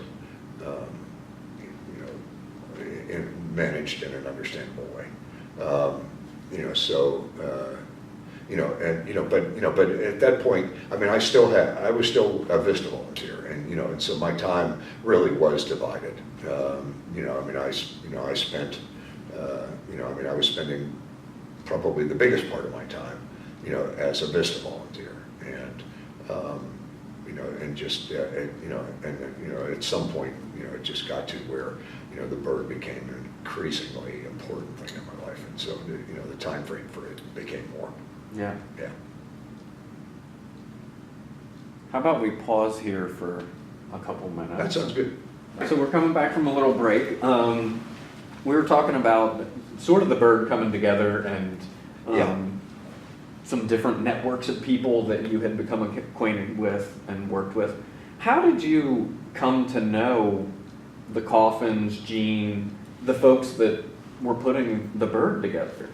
Right. Yeah, honestly, I was thinking about that, and I can't really remember why or how we actually met for the first time. It could very well be just that it could have been that Jim heard, about, that there were some people trying to put together an underground paper, since he'd actually come from a university environment that was, sort of more in tune with that. And he might have heard, and then we wound up going to a meeting. One of the original organizing meetings, with them, and those guys were all there. Those men and women were there. We thought that was, something that would be worth our time. And do you remember when you came in? Clearly, Tom and Stephanie were already here. Yeah. Were they already putting out the Emory Herald Tribune, I think is what it started as, and then it became Big American Review? Yeah, I don't really know about that. Yeah. Yeah, I don't, I'm not, because, I mean, and Tom and Stephanie could, they could very well have been doing all that, before, but, that wasn't part of anything I knew about. Mm-hmm. Yeah, I mean, my involvement with it was really just, I knew that, that they were sort of the driving force behind the, behind trying to get this other newspaper going. Mm-hmm. But beyond that, that's all I know. So when you come in, can you talk a bit about these pre-planning meetings? Yeah. Why you guys decided that this was something you wanted to do, what you hoped it would be? Right. Yeah, I mean, it wasn't the first underground newspaper, that got started in the country. And, and so, and it just seemed like, that the community, needed that. I mean, that there was a market for it, actually. Not that we were, real good market forecasters, but it looked like there was a market for it, and there was definitely a need for an alternative news presentation. Obviously the Atlanta Journal, Constitution was not doing, that job, and people weren't, getting the news that we thought, we could produce. So, at its most reduced form, that's really why, we thought that, that doing a bird would be a good thing. Mm. We needed to get an alternative point of view out there, and so, when, the idea of whatever it took to, to get that started, and really, as I remember, back at that point, Gene Guerrero was, very much, the guy that had an idea about the money thing, about how we're gonna, what it's gonna take to get it going, and where that, what we needed to do to try to get that money coming in, and the Coffins were, with him, at that point, on that, and really, I just saw, my role as supporting, that initial effort to try to get, get that money raised, talking to the few people that I knew, who actually had money, Mm-hmm. who might be able to help, which were, some of those newly found friends in, at SRC, and, try to put some contributions together to try to make that happen. Mm-hmm. And so we, we went through a certain, period, amount of that kind of stuff. During that period of time, I had another job. I was, literally, full-time employed, as a Vista volunteer, and and so my, a lot of the initial meetings, with regard to, financing and, pulling together the, whatever it took to, to rent the birdhouse, and, and do all of that, was stuff that I really wasn't involved in. Yeah, and Howard came in, Howard Romaine, Yeah. and had that funding from the National Student Association. Yeah. Um, Right. Yeah, so, I mean, so there were, so my involvement, in the early stages was pretty sporadic. I know I attended some of the fundraising meetings but the bulk of the initial work was really done by that other core, group of folks. And then, until we, and then it became time to, sort of put out the first edition, and I at least had experience in doing that. I had done the cut and paste and done some of that. So got involved with that, and somewhere along the line I got I'm not sure how that decision got made, but I got the opportunity to write one of the articles for the front of the first issue along with Tom. Mm-hmm. Tom wrote the article announcing the birth of the bird, and I got to write the one about Ralph McGill. The Dear Ralphie. Yeah. That's you. Yeah, that was me. Yeah, and and I don't how that decision got made. For me to have that opportunity to write that, or that we needed to have that, I can't really remember. I just suspect that that some of that had to do with just the fact that I actually had worked as a newspaper writer in college, and so I had some experience doing it. Do you recall how you sort of put together or came up with the tone of that column and just the context and background? You hadn't been in Atlanta for a year, right?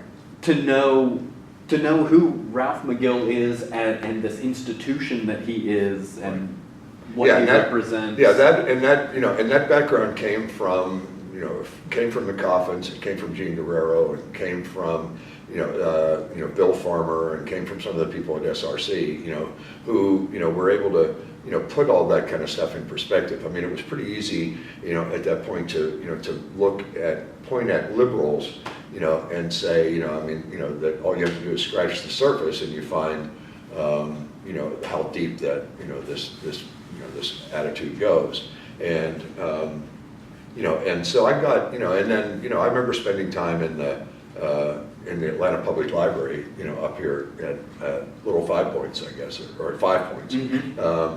And reading Atlanta journals from for a period of time, and getting a sense for just where Mr. McGill was coming from, mm-hmm. And then the headline, for the story just came from the movie, and the first paragraph of the story came from Time magazine. I mean, that's how Time magazine used to do their obituaries. If you haven't read that, you go back, and if you look at Time magazines from the early 60s, their obituaries always started with died, and then a person's name, and what they died from, and in some brief summary. And so I just sort of stole the format, for the opening, for the lead to that story, from Time magazine. And the movie you mentioned? What's it all about, Alfie? Okay, yeah. Yeah. Yeah. I mean, which was, I forget who was in that. But it was a very popular, mm-hmm. Popular movie at the time, and Dionne Warwick sang the song, and so it was just a play on words. Yeah. So but at any rate, I mean that, we were able to put that together, and and it was a hit, and we knew, Gene, I think, had actually started, and I'm not sure who else, maybe Marjorie Jordan, I think, might have been involved in trying to get, sell ads for the newspaper. I mean, doing, trying to get people to give us money for advertising. did a certain amount of, that, put all that together, and, and then we, hit the road with it and started selling newspapers. I mean, I sold newspapers on the street every week, basically. And so, and I think we started off, and you may know this better than I do, actually, but I think we started off as a bi-monthly. I mean, we were going to publish twice, every other week, and I think that quickly, became a weekly. I don't know. Yeah, within a couple months. Within a couple of months, yeah, is what I'm thinking, and that it, and that came strictly from the demand. I mean, the fact that we were able to take, those newspapers out on the street, and peddle them all in short order, made us, not realize that not only did we have a market, but that, but that people were interested in what we were doing. And, I mean, we were a curiosity for sure. And, Friday and Saturday nights on Peachtree Street between, 4th and 10th, was just a stream of vehicles,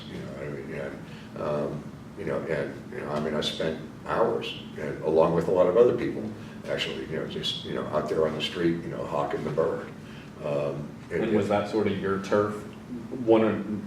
Yeah. You amongst others. But Peachtree. Yeah, we did that, and, we had, and people came by because, because it was, hippies were a curiosity, and, so people would come to town and, and drive through, the 10th Street area, and, just sort of check out how outrageous people were. And, and as a result of that, they were willing to, pass up, chalk over a quarter, for the newspaper, and, and do that. And so, I mean, I sold newspapers there for, really every week. I mean, and at some point, along the way, I became one of the $40 a week people, I think, is what we got paid maybe at the Bird. There were some of us that, that got paid to do the sort of the grunt work, putting the paper together, and I made up a lot of the advertising, because it was all done by hand, I mean, just, and and eventually, we attracted, some people who, with real artistic skills, and, to come in and do, some of that kind of stuff. But I got, paid, I think $40 a week to do, the layout and and make up advertising, and then write articles, do varying things. And when you say make up advertising, like, well, people were would, you sketching it out? And people would go out and sell. I couldn't. I'm not an artist, but people would go out and sell ads, to the head shop, or we started attracting other people who saw us as an outlet for what they wanted to sell, like record companies. We got in touch with all the record companies, and they were obviously trying to sell music to us, and were willing to pay for an advertisement in our newspaper to do it. And so I would make the advertising copy for that, using and I just did it, in the only way I was capable of, and that was with, cut and paste, and none of it was on the computer cut and paste. I mean, it was literally, cutting out photographs of the albums, and, and we had those, had sheets of transfer letters, that you'd rub off, and, I mean, we went through piles of those, and we'd just rub all that off, and then, we would do, and we'd have print. So I did a lot of ads, did a lot of the ad copy, as part of my job, and then we did the layout for the newspaper. We usually got that done over a couple of nights. And then wound up, doing, other articles, for the newspaper, and so, so I wound up doing, because it seems like maybe I had been one of the people that got in touch with the record companies about, to try to get them to advertise with us, or to, or to give us tickets to shows when artists would come to town, and that kind of thing. And, so I became a contact point at the Bird, for that. So I got to, I got tickets and the opportunity to go see and interview a number of people that came to town, a number of, artists. So I got, the most, the most significant one of that, and the one that even in Pawnee America gets everybody's attention when I get to tell them that, is, that I sat up at the, on the top floor of the Regency Hyatt House with Jimi Hendrix, and his band members smoking marijuana, it was great. It was after, yeah. It was after the concert, and we went, and he had agreed to an interview, with some of us for the Bird. So Barbara and I, and as I remember, Paige Pinnell and Susan, and there might have been some others. Susan. She wound up marrying Paige, but I can't remember what Okay. Susan's last name was. But I remember there were the four of us, I think, who after the concert, and then the concert was, I think, actually at the auditorium. Municipal auditorium, Yeah, right over here, yeah. Georgia State now owns that. They knocked down half of it, like Oh, where yeah? the actual stage and concert would be, but Yeah. the front Yeah, half we went to a lot of concerts there. Yeah. Yeah. I saw the Iron Butterfly and the Turtles on the same bill at that location. But anyway, I think that's where Hendrix played, and so we went back to his deal at the Regency Hyatt House, which at the time it was the hotel in Atlanta. I mean, it was it was the newest and biggest and brightest, and it was a place that that as hippies we couldn't even walk in the lobby, and although a funny story. About that. One of the things that we did while we lived in Peoplestown, right after that hotel got built, and they were really anxious to sort of promote, what it was on the inside, and how spectacular it was. Jim and I took a carload of kids from Peoplestown, and went down there and just walked right into the front door with we had 8 or 10 kids. Told them to make sure they had their bathing suits on, walked in with these kids, went straight through the lobby, out to the back to the swimming pool, took this handful of kids from Peoplestown, let them swim in the pool at the Regency Hyatt House. Nobody said a word. I mean, it was like, they must know what they're doing, and did that and went out. But otherwise, there were other times, after that, within, 6 months of that period when the new had sort of worn off a little, you didn't get close to the lobby. But anyway, we had a reason, we were allowed to go up and interview Mr. Hendrix. And so we went up there and knocked on the door, and Jimmy answered the door and, let us in. And, in all honesty, I think, he was more interested in the women that were with us than he was, about having us do an interview. But, he did that and then went into the bathroom and got some towels and placed them around the bottom of the door, and then went into his bedroom and brought out a trash bag. A 33-gallon trash bag, full of the green stuff, and Then he traveled with. Yeah, that he traveled with. Yeah, most of us were accustomed to maybe having, we were buying nickel and dime bags back then, and every once in a while, if you were able to have enough money, you might buy an ounce. Jimmy had a trash bag full, so it was fun. It was a funny thing. But anyway, so I had a chance to. I started doing some of that kind of stuff for the paper, and I think I talked to Buffy St. Marie. Barbara and I went and talked to Buffy St. Marie. She was in town, and Al Cooper. Talked to him, and Waylon Jennings.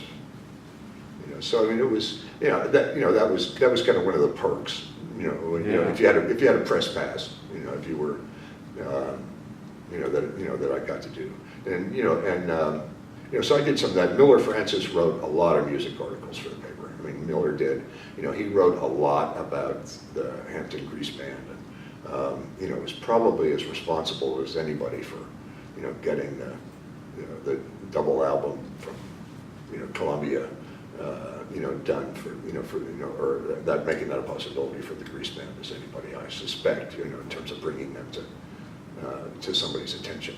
Mm-hmm.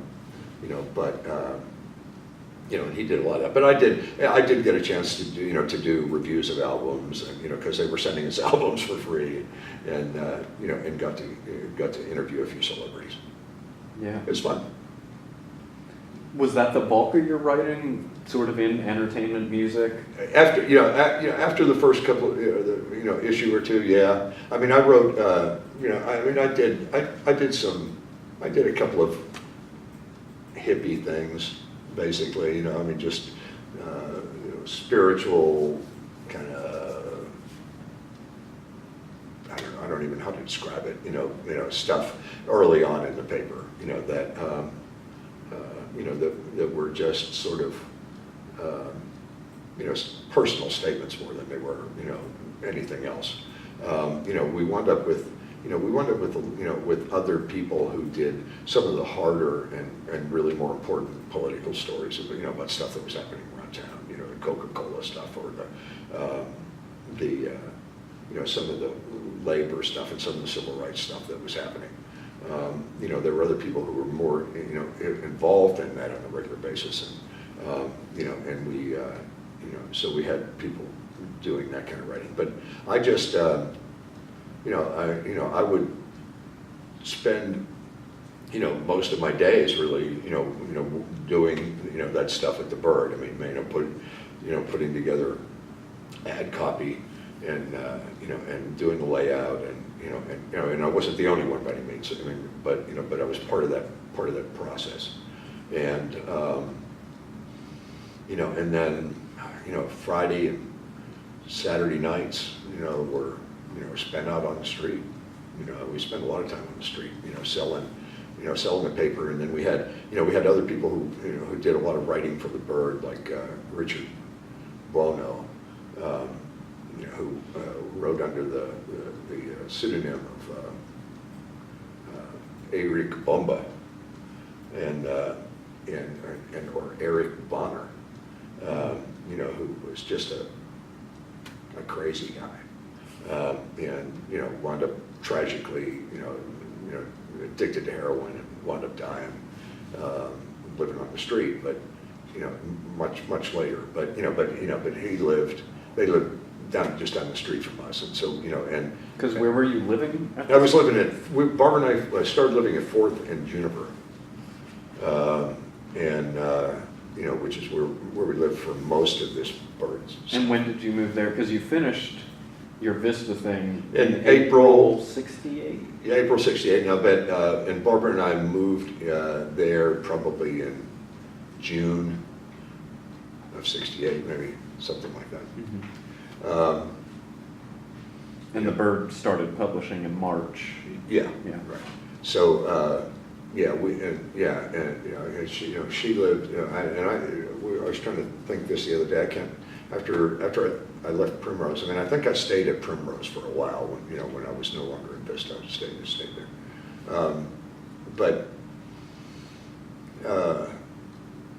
So we did that, and then the Dottie. She's now Dottie Prezard, and she was married to Richard Buono at the time. She made flowers, out of crepe paper, and and put them on on coat hangers. So we would go up, between 9th and 10th on Peachtree, with a 5-gallon bucket full of paper flowers, and 50 or 60 great speckled birds, and on Friday and Saturday night, and hawk flowers and birds to people coming by in cars, and so the $40 a week or so that I got paid as a bird staffer, we supplemented with, what we could make selling papers. And, it wasn't a big income, but, we also rented an apartment for like $60 a month, so, it made life possible. And was Barbara working as well? Barbara actually started life as an RN. Oh, okay. So, of the two of us, she was definitely the most employable, and actually did stay, employed as an RN while she worked at Grady, and then she worked at, there used to be a hospital right there on Juniper Street for a while, way back, and we were both trying to remember what the name of it was, but I can't, and she worked there for a while, and then she worked out toward Buckhead at a hospital out there for a while. So anyway, Barbara worked as an RN, and really kept us afloat. Mm-hmm.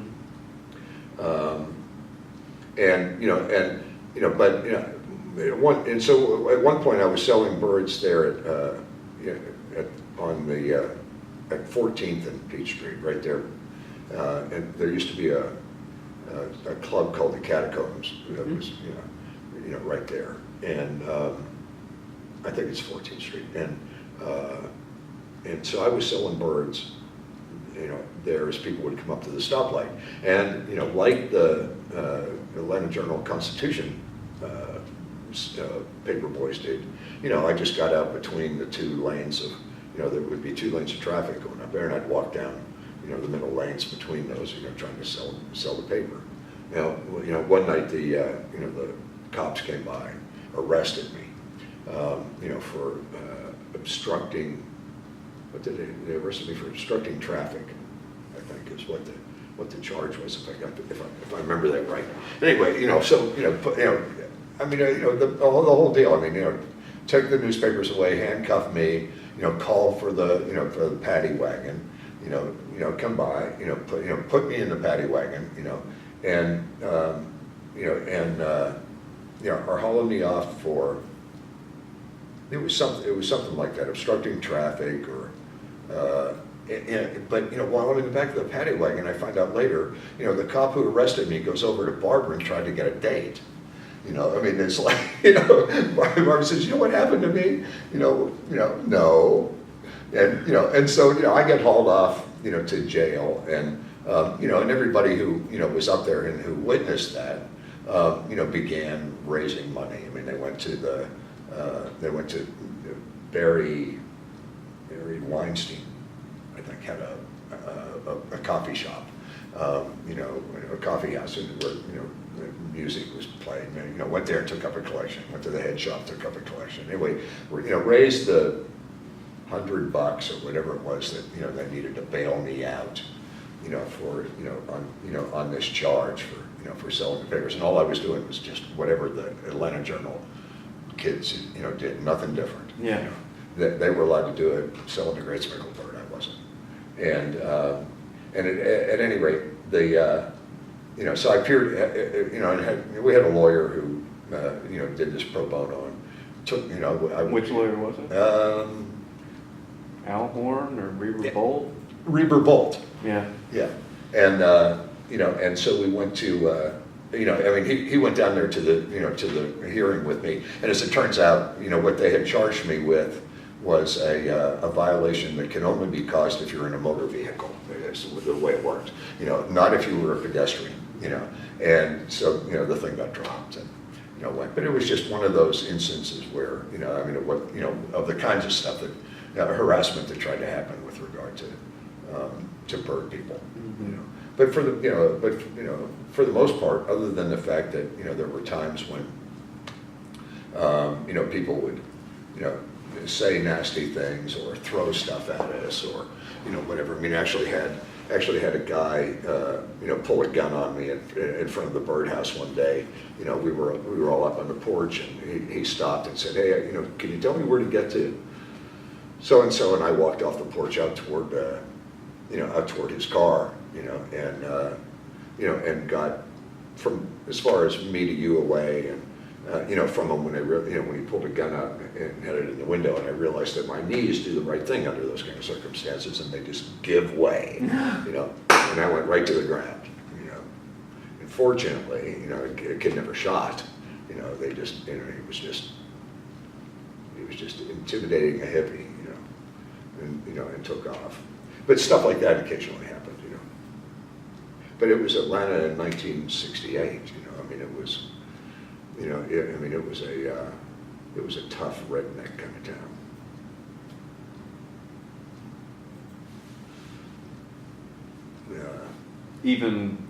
Even on the strip, even on, even there, even though, I mean, you know, even though most people who came by were just there for the curiosity of it, you know, and weren't, you know, I mean, occasionally there was somebody who was sympathetic to what we might be saying or doing, but, you know, for the most part, I think people were just curious, you know, and really all that I was concerned about was that they were willing to part with some of their cash, you know, and keep the project going, you know, keep the deal going.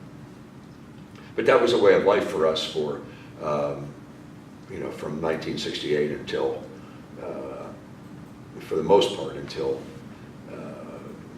in 1970. You know, I stayed during doing that.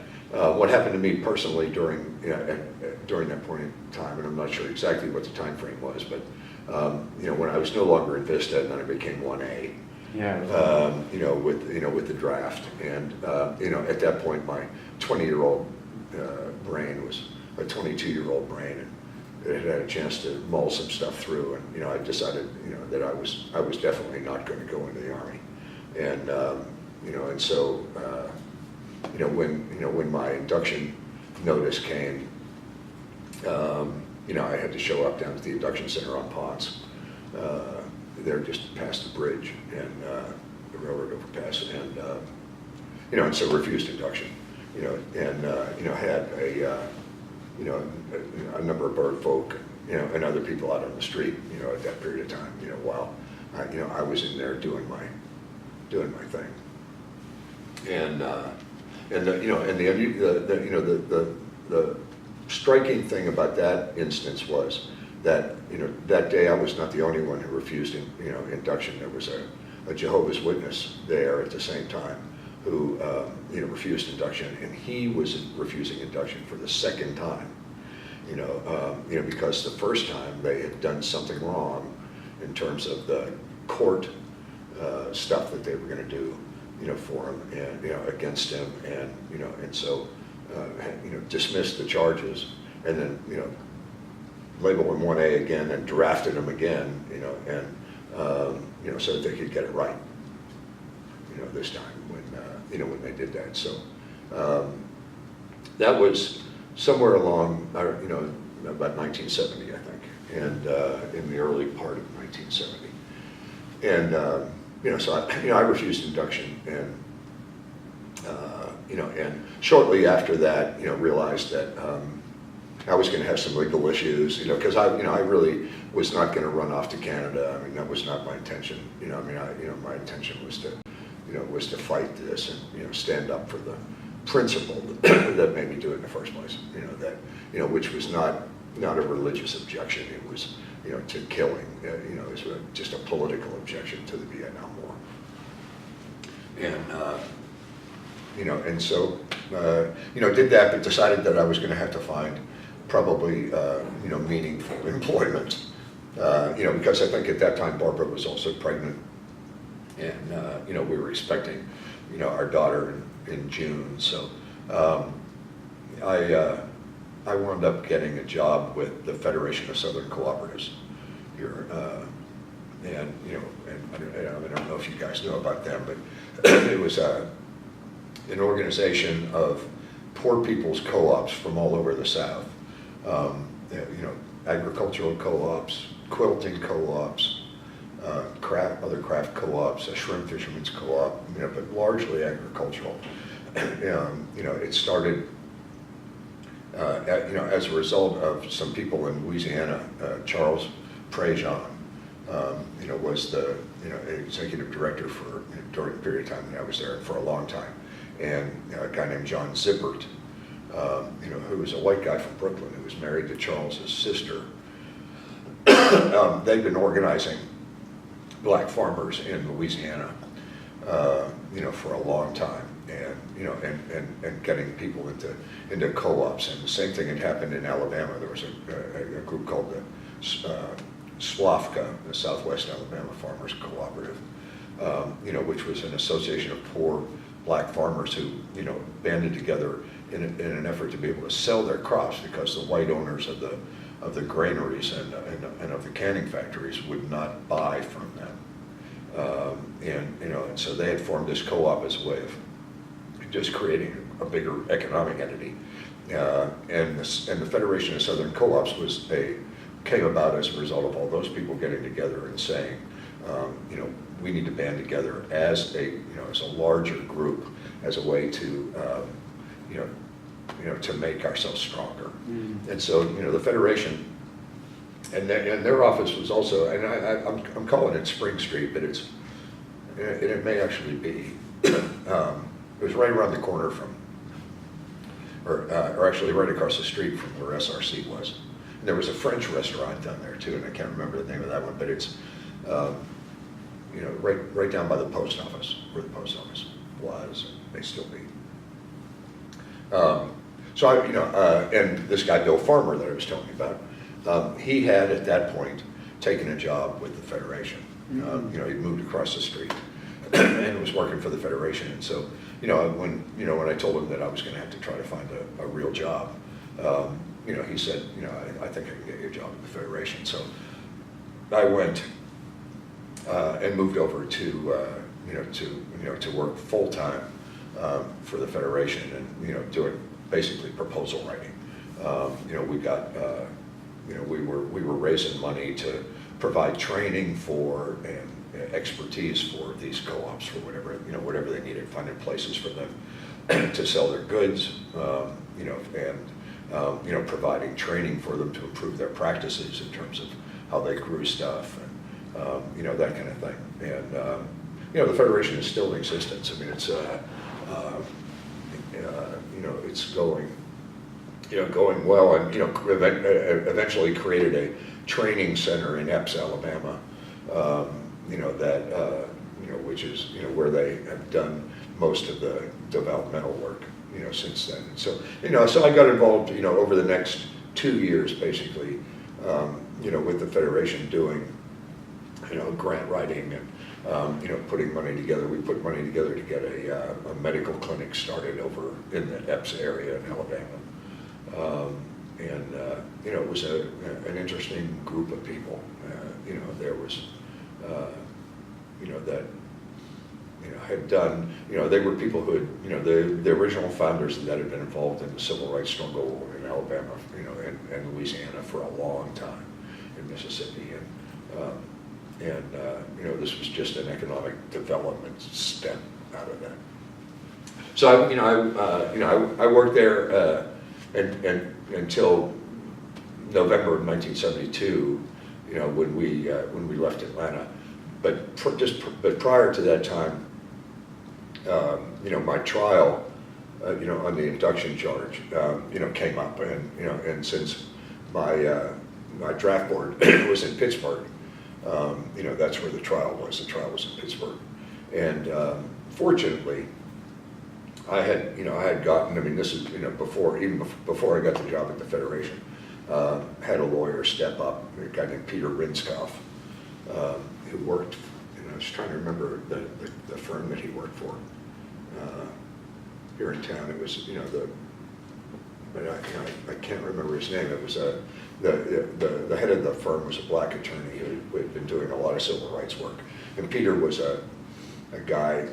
Was about he was a little older than me, probably 5 or 6, 7 years older than me. I think he'd gone to Yale, come to Atlanta to do civil rights, law, and but took my case on pro bono, because there was a lot of that stuff going on, and this law firm was doing that, and took that on. I mean, literally. Without charging me, was willing to stay at my parents' house in Pittsburgh when he came up to do the trial. Allowed me to, I bought him a plane ticket, but he came up and did that. Stayed with my mom and dad, so we had the trial. I got found guilty, sentenced to, to 5 years in prison and a $10,000 fine.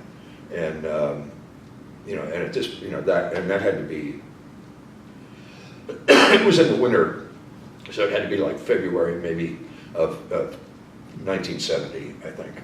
Along in there, Barb was pregnant. Mm-hmm. It's, so all, we're thinking, life is not good. And, and my parents, I mean, my dad's a, World War II veteran, and, and they were, but they attended the trial with me, they were supportive as they could be. They didn't necessarily agree with what I did, but had no problem, with my right to do that, and knew that whatever I was doing on conscience and for what I thought was right.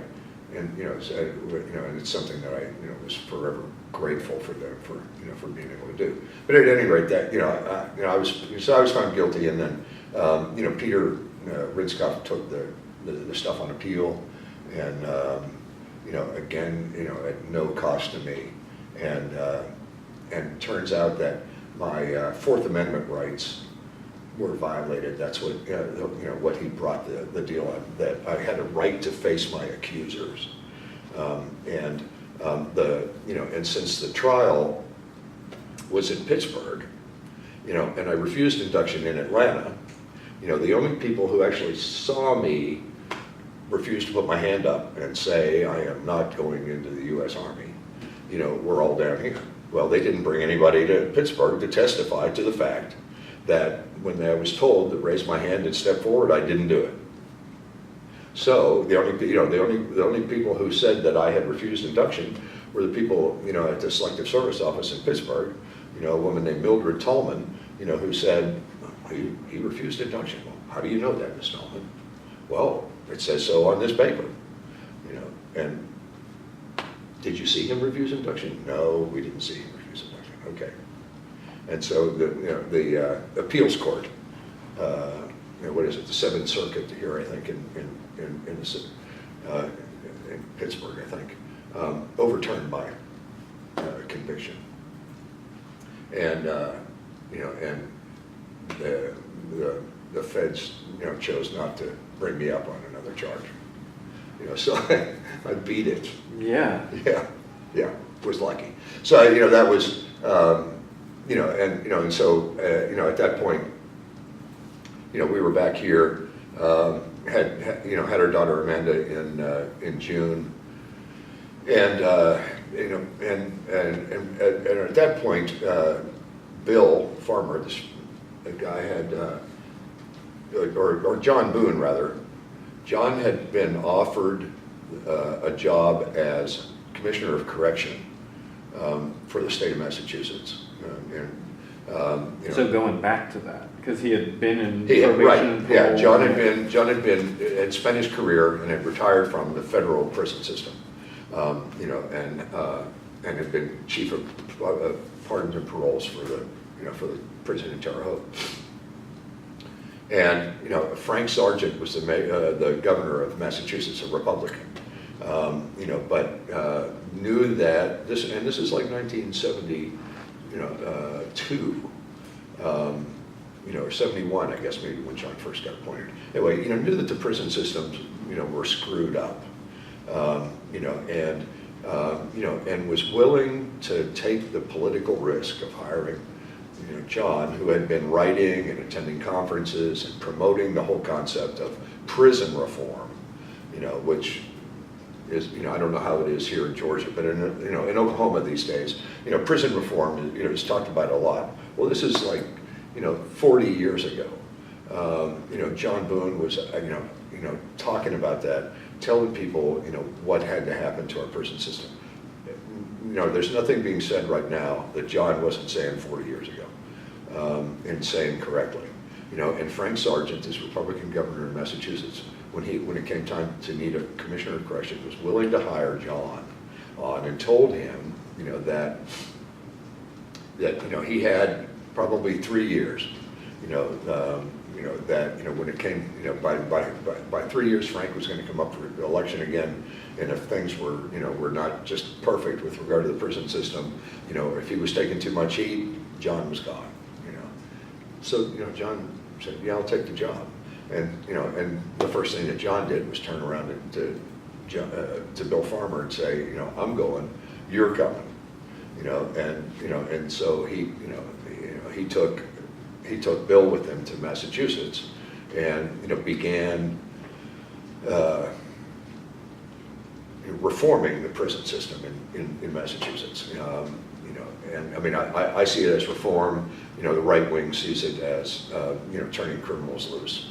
But John began doing that, and at some point, during that period of time, right, toward the end of 1972, Bill called me and said, "Look, if you want to come to Boston, I've got a job for you."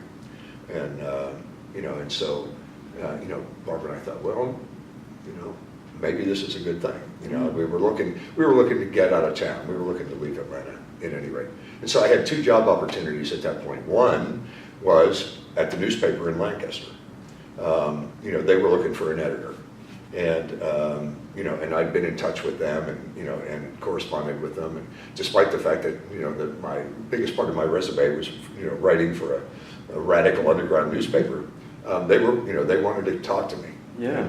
And so. Do you remember which paper in Lancaster? Oh, I thought there was only one, but I don't know. There's a morning and an evening. Okay. Now that, and honestly, I can't remember. Yeah. But I drove up there to have an interview with them, and so sat down with them in Lancaster, and did the interview, and they said, well, we'll be in touch, and I came back to Atlanta, and the Lancaster people told me, called me and said, well, you can have the job if you want it. And to be an editor. Yeah, that's. I mean, it was a small paper. I mean, it was yeah, and so I thought, well, this might not be all bad either, But that was right about the time that they just coincided. Farmer called with the possibility of going to Boston and working with him and John. In what capacity? Whatever had to be done. Yeah. I mean, basically. I mean, I'd be working for the state of Massachusetts, but basically I was an assistant to the commissioner. Mm-hmm. So I said, yeah, I'll take. I called the paper in Lancaster and told them, I had another offer in Boston I was going to take, and went up and took the job in Boston. And that, so we moved to Boston the first week in November of 1972. And the reason I know that is because we moved over the period of time. We were on the road when the election happened. The presidential election that George McGovern was running in. So we did. Not only did we not get a chance to vote, but we moved to the only state that actually voted for George McGovern. Things are looking up. Yeah. And and so I went to work with for John Boone at the Department of Correction in Massachusetts, basically working with Bill Farmer again, like I had at the Federation of Southern Cooperatives. And okay, but before we get there, if we can go back and fill in some stuff on the bird.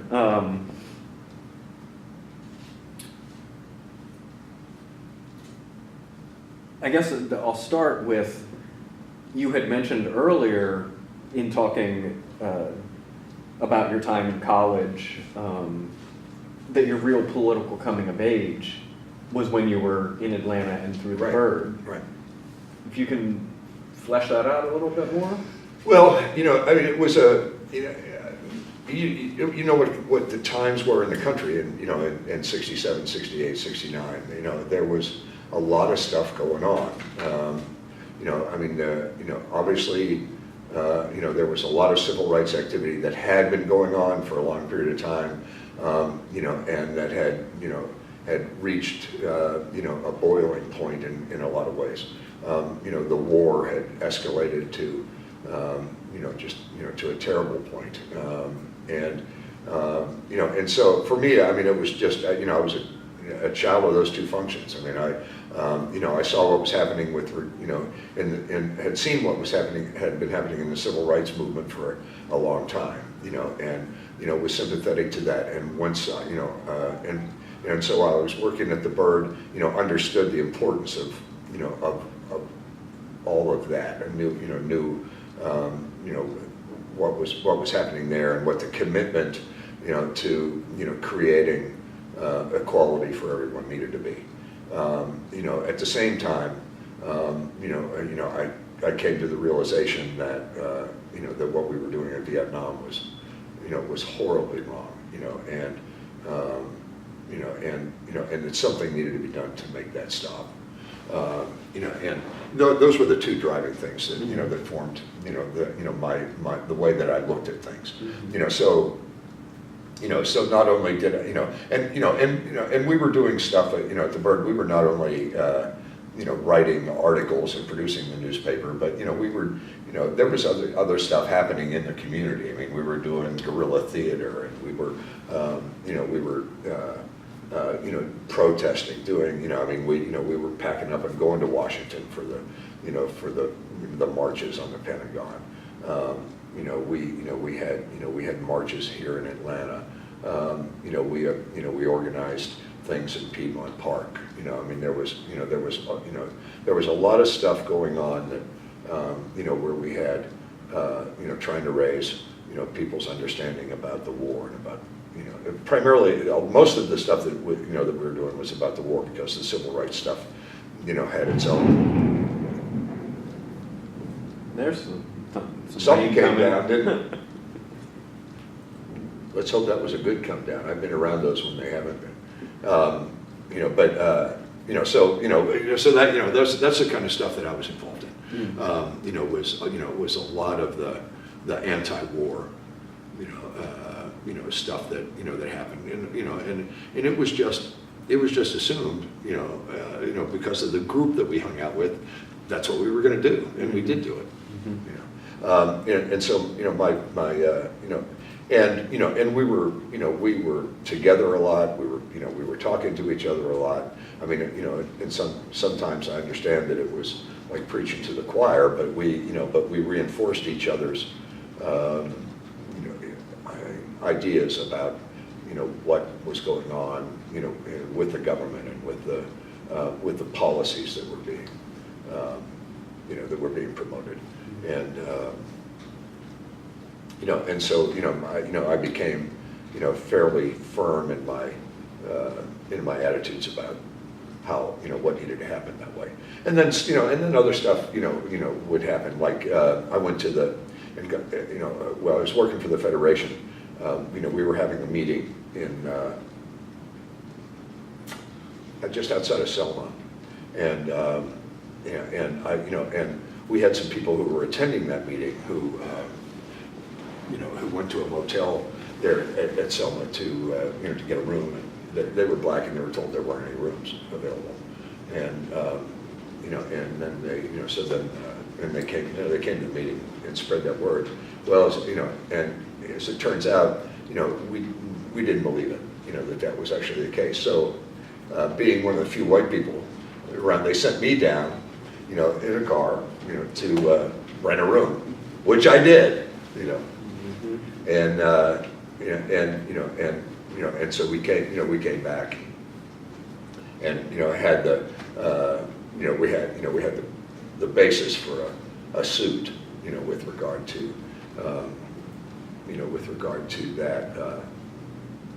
that particular incident, but unfortunately, the suit never really got going, because when we came back to Atlanta and we're dealing with that possibility, since I was going to need to be the star witness in this case, which would have been good under normal circumstances. As it turns out, I was on probation from my draft deal, and I wasn't supposed to be out of the city, and of course I paid little attention to that most of the time, but if it would have come down to a court hearing, it would have been, my probation, my bond would have been revoked, and I'd have gone back to jail. So it wasn't able to actually happen. But but those were the kind of formative things in terms of the way I came to think about stuff. that happened. And,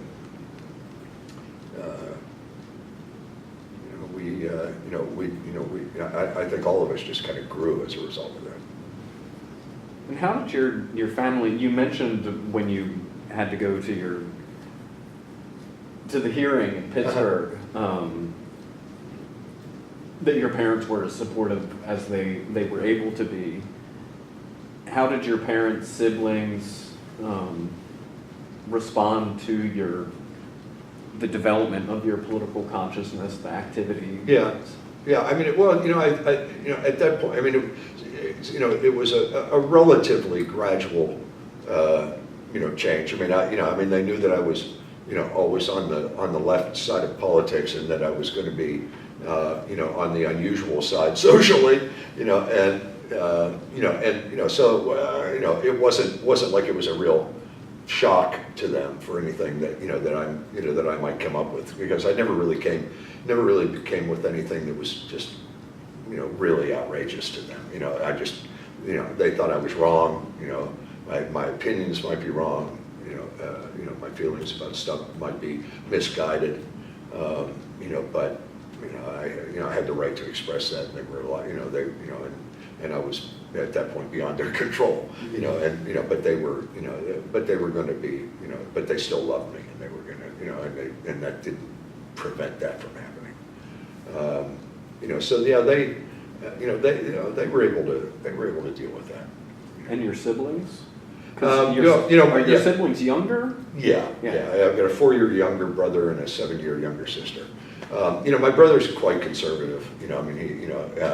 But the age difference between us, and the fact that that I was out of the house, during and gone from Pittsburgh during a lot of those years. I mean, my contact with my brothers has been limited for a long period of time. I mean, we're close and enough, but not, we're not together a lot, and we don't scratch the surface.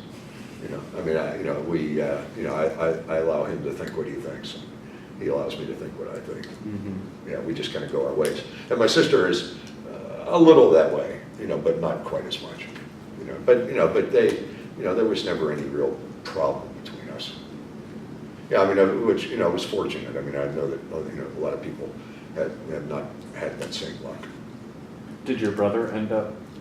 He wound up, I think, in the lottery, and wound up with a number that was low enough to keep him out.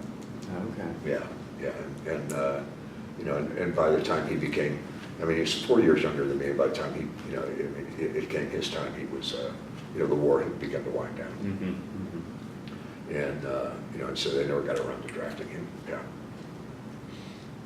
But yeah, so we, I mean, there was a lot of that stuff that happened, just in the day-to-day life at the Bird, that helped form the way, we thought about stuff. I mean, when your job is to, to publish information about atrocities that are happening, and injustices that are happening, and people organizing against those injustices, you begin to get a better feel for how you need to be thinking about this kind of stuff, and we also we fought wars among ourselves, with regard to this. I mean, there were socialist worker people who had more of a party line approach to things, that I mean, things have to be this way and have to be that way. There were always differences of opinion with regard to strategy and and what the goals were about things. But I guess I just personally tended to take maybe a little bit more organic approach to that kind of thing. And, I felt like I knew what was right and what was wrong, and and did what I could to promote right. And how would those differences of opinion sort of manifest, express themselves? Well, I know that there was a lot of, I mean, there were frequently editorial meetings and stuff at, at the Bird that, that got heated, where there was a lot of that. I didn't participate in a lot of that stuff. I was there for editorial meetings in the very beginning, when we were first getting the thing going, and we were trying to make, that kind of stuff. But beyond that, I was a worker bee, and I did, I was welcome at editorial meetings, I know, but, I felt like my commitment at the Bird, was, to make it happen, to make the paper happen. And, so I didn't get into and didn't get dragged into, a lot of the disagreement stuff that happened. No, there was, obviously there was time when, when women had to express themselves in a strong way and try to get, to change our attitudes about things. And, I was certainly part of that, in terms of making certain that, that my attitude and my perceptions of women involved in, at the Bird and in general, were correct. What do you remember about that moment of rupture? Yeah, for me it was, I was living with a woman that, that felt strongly about all that stuff already, and was critical to keeping my thinking correct, and so for me, I appreciated what was going on, and felt like there needed to, that this stuff needed to happen. We needed to get the disagreements out in the open. But honestly, beyond that, I just kind of let it happen. I didn't get involved in trying to resolve those issues so much. I think that that was something that Tom and Stephanie and Jean were involved in a lot more than I was. Do you recall whether there was sort of a pushback or resistance to making that happen? Yeah, to the women. Not that I ever saw, yeah. But I'm sure my perspective on it was different. That they, I saw, I know. I guess I didn't. It's just like what I was saying. I think we had Marjorie Jordan out doing, soliciting ads for us. I think. I could be mistaken about that. But that's a very, sexist kind of job to put someone in. We're sending, a young, good-looking woman out to places that we're trying to con money out of. And so I know we were doing that. And I don't know that, and Marjorie might have on occasion been writing, articles for the paper. But I think her job was primarily in this other area. Mm-hmm. But as far as I was concerned, I felt like Stephanie had always pretty much been central to the paper. She was doing, what everybody else was doing. And I didn't see Stephanie's role as diminished in any way. That she was able to do and did do, at the paper whatever needed to be done, but I'm sure that, that there was feelings that, that some of the other women that involved in the paper had that, that needed to be made. Because what do you recall to be the primary grievances around those issues of gender? Yeah. What I remember about it was just the division of labor. Mm. Yeah. Who did what?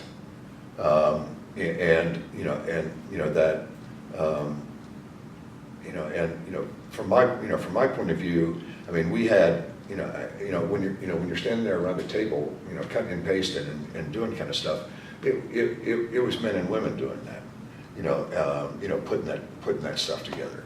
When it came, I noticed that, that there were women writing articles for the paper as well.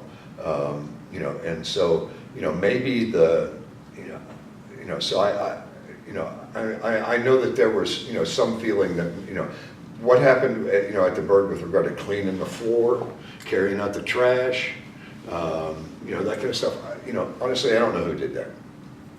And if that was, and if that was seen as women's work and allowed to be women's work,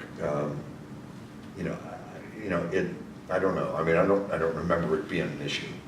But, that's maybe where 50 years gets involved. Mm. Yeah. Do you remember anything around issues of sexuality, a similar sort of discontent or concern in terms of like gay and lesbian coverage, participation? Well, I know that the paper paid some attention to gay and lesbian issues, and that we had gay or lesbian people working at the paper, for the paper. Now, whether our take on the issue was aggressive enough or correct enough, I'm not sure. I just know that that we did stand up for gay and lesbian issues. I don't know that we really dealt with transgender stuff very much during that period of time. Whether the term even the term didn't exist. Yeah, right. But we did do a certain amount of of coverage and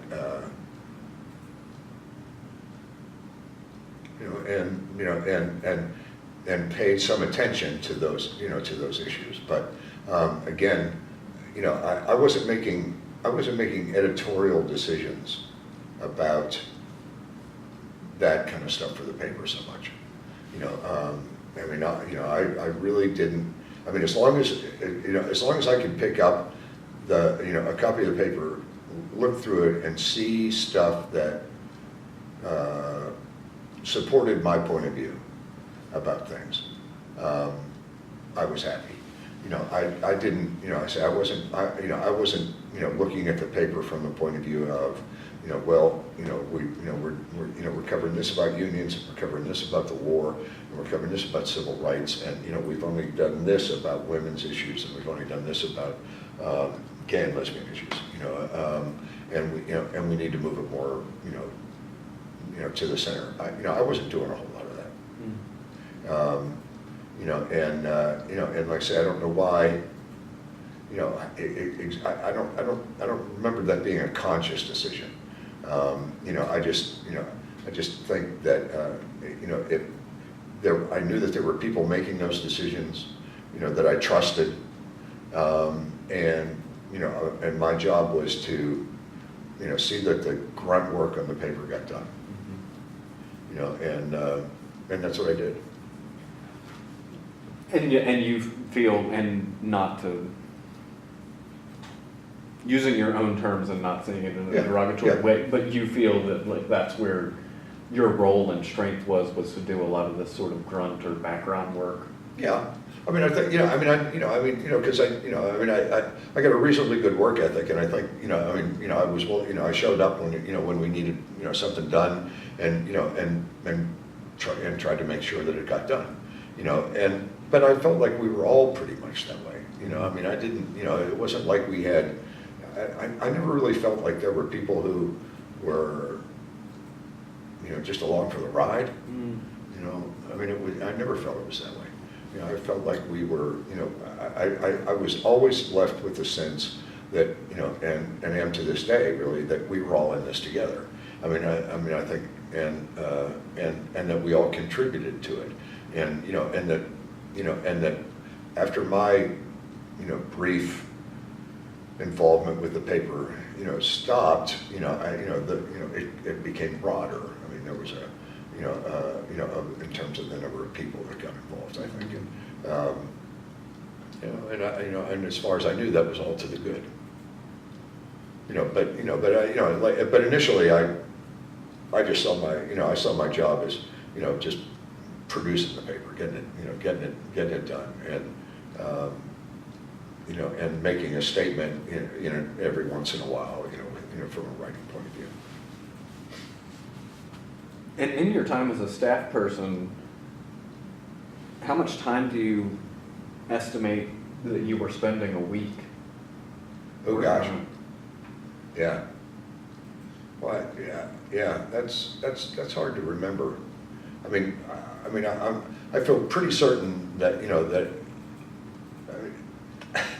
it's kind of the lifestyle thing, and not only was I younger and actually needed more sleep, than I do at this point, but I tended to, we tended to party a lot, and and so my days were kind of turned around, and so I think we would sleep until 10 or 11 o'clock, in the morning, get up, go to the Bird, spend be at the Bird from noon until 6 or 7, go party some more, go home, go to bed, get up at noon, so it was, and we, that was kind of the way our life revolved. And we did that.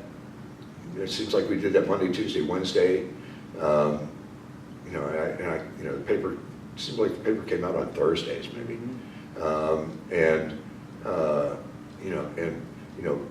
Maybe we did some stuff on Thursday, but then Thursday night, Friday night, we're selling newspapers on the street, Saturday night, doing all that. And then, and then it was, then it was back at it, on Sunday and Monday maybe. But it was pretty organic. We hung out at the birdhouse a lot. If you weren't, even if there wasn't something specific that had to happen, at the with regard to the paper, we were at the birdhouse a lot. Just a gathering space. Just hang out, yeah.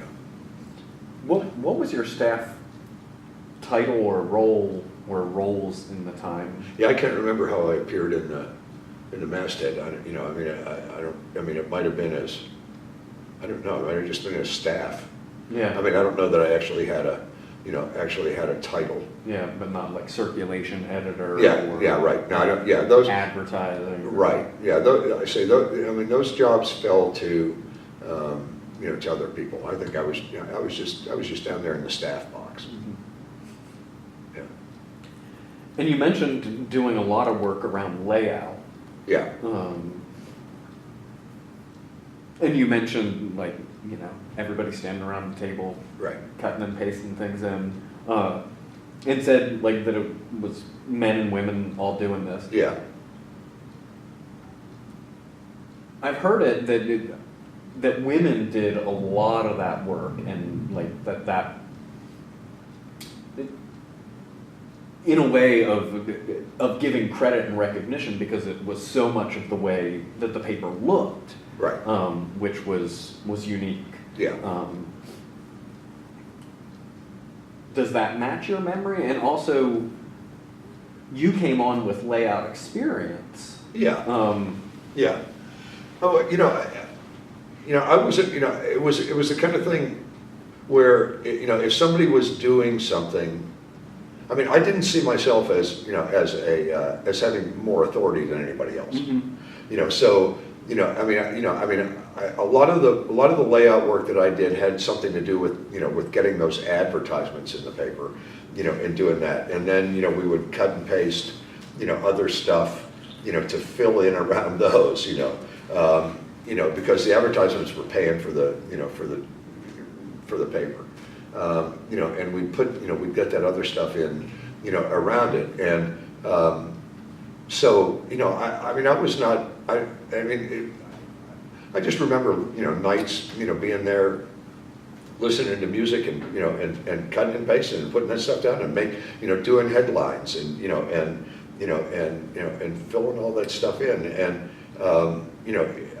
be quite honest with you, if there were, how many women were there doing it, how many men were there doing it, I have no recollection really that, that I can count on. Mm-hmm. I just remember that, that we were all doing that, and my approach to something about that would not have been to feel like I was in charge and say, hey, we don't need to do it this way, we need to do it that way. If somebody was doing something, that was, they were doing something, and it needed to be a cooperative effort, where we, a collective effort where we did it, we did it, and we all took responsibility and authority for it.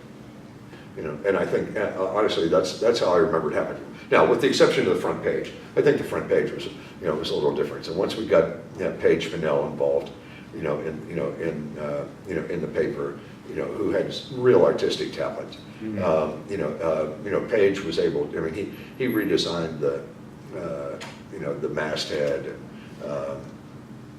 and had, and gave the paper a look. On the front and sometimes throughout the paper, that was became a signature for the for the bird, and and so that kind of stuff. I mean, I was just always amazed every week, what we came up with, or what he came up with, or whatever group was doing that. And Bill Fibben was taking remarkable photographs, and and other people had, contributions, to it. I mean, I know we did. I think, I actually did one at one time, cutting and pasting stuff together on, for the front page of, that looked as amateurish as, it sounds, but we all did that, and when Paige came along, it was a real, the artistic quality of the paper, jumped. So I don't, honestly, I mean, and it may just be the, the result of years, of being gone from the, from this, but I remember it, as more of a, of a collective effort than I do, an effort that was dominated by, one or two personalities. Mm-hmm. But despite the fact that I know there were strong personalities involved, and occasionally there were disagreements. Right. Yeah, but my involvement in it didn't really involve any of that. I mean, my relationship with all the people at the Bird, and with the people who were around the Bird at that time, was all pretty good. Mm-hmm. Yeah, I was just curious. To what you just spoke about, the cooperative nature and the skill sharing, and several people have remarked that very, very few people came into the paper with any background in journalism, right, training, that Bob Goodman had studied a bit in college, and that Sally Gabb came on at some point and had formal journalistic training, but and that you had a background and some experience in layout, so for issue 1 and 2. To recognize that there was somebody involved that had done something like this before. Right. And my background in that was literally just in, it didn't have any formal, education with regard to that. It was just a matter of making it fit, getting it in the paper, making it fit, and maybe making it look good. Mm-hmm. But I was far more interested over the years at the Bird in terms of what it said. More interested in that than what it looked like. It was a matter of what we were telling people. Mm. And I realized that that how you tell people is sometimes important. And how you tell people will influence their ability to get the message. But I was more interested in seeing that we were putting something in the paper every week that, that was going to influence people's way of thinking.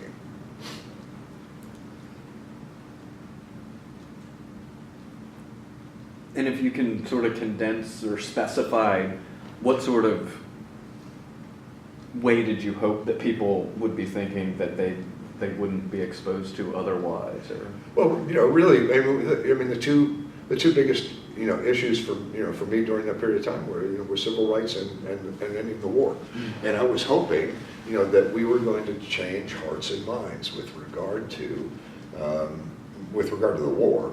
And I knew that, what was going to happen. I think even then I felt like what was going to happen with regard to civil rights was that it was still going to be a long-term process.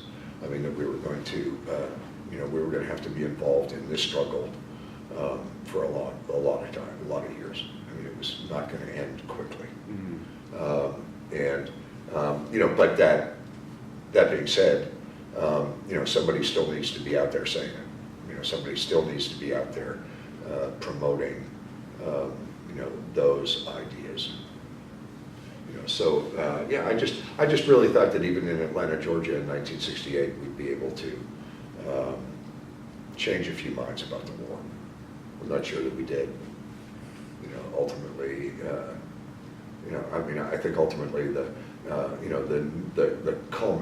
net result of all the stuff that happened in the streets here and all the stuff that happened in the streets in Washington, the net result of all that, was that otherwise, decent people came to their senses about some stuff. And there was a huge demographic of young people coming of age at this time, and the bird was out there on the strip in the high schools, despite police trying to confiscate and students expelled, whatever. But and we just, sometimes you just need to be part of that momentum. Is what it seemed like to me in retrospect. I'm sure that we felt more like we were the tip of the spear, but I think really, you just need to keep that momentum going, so you need to be, talking about it. You need to make sure that, that voice continues to be heard, and I'm living in right now, I thought, moving to Atlanta, Georgia in 1967 was conservative. Right now I'm living in the middle of a place that makes it, Atlanta in 1967 look like, Madison, Wisconsin. Pawnee, Oklahoma, and Oklahoma in general, is a vile political atmosphere. It's crazed. So I think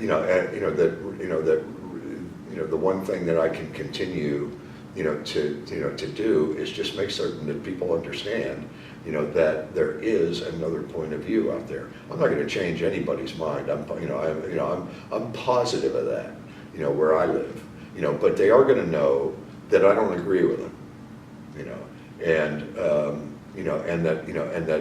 that not only do I not agree with them, but I don't have to feel like they need to be incarcerated because of what they believe, that's a really small, goal to have, with regard to our political life. But and I think it does need to be out there, and so I'm thinking that things, you just need to make sure that there's always that other attitude out there, that other point of view. Mm-hmm. Mm-hmm. Yeah. Is there a specific issue or an article topic from the bird that is most memorable to you? Yeah, I'm not.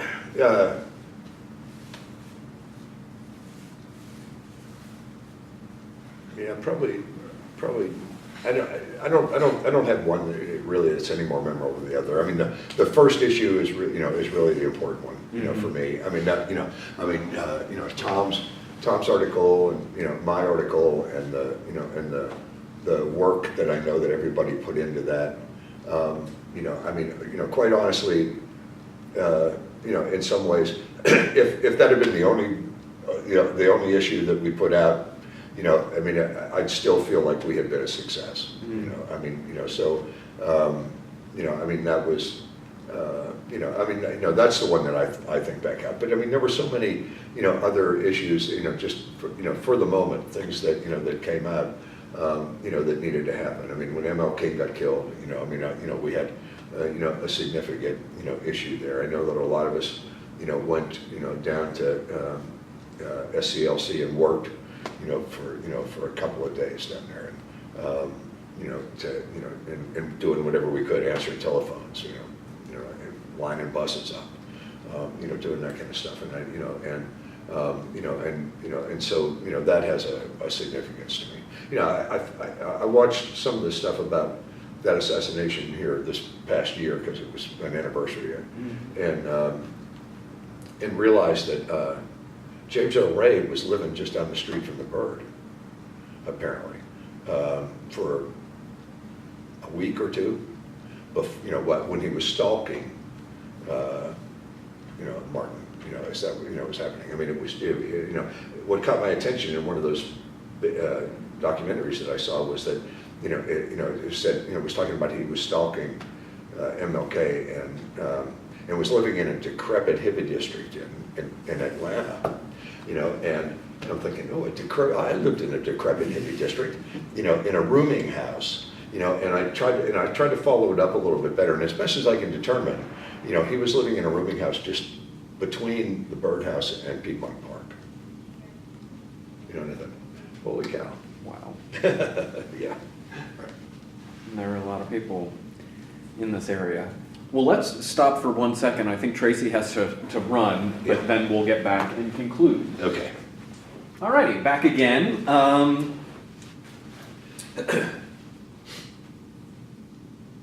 So we pretty much wrapped up the Bird. Is there some other things that you had that you wanted to recall about that? Put on I don't think so. That's my time was, when I actually look at the amount of time that I was there, it was really short. Comparatively in the lifetime of the Bird and the experience of some of the other people there. But despite the shortness of it, it was intense and continues to be just in my life and in my memory, an extremely important and vital time in my life. For something that wasn't really didn't really happen for a long time. It's just amazing to me that happens. Yeah. Yeah. So yeah, it was a great experience. And really the Bird's been the reason I've come back to Atlanta a couple times since I left. Yeah.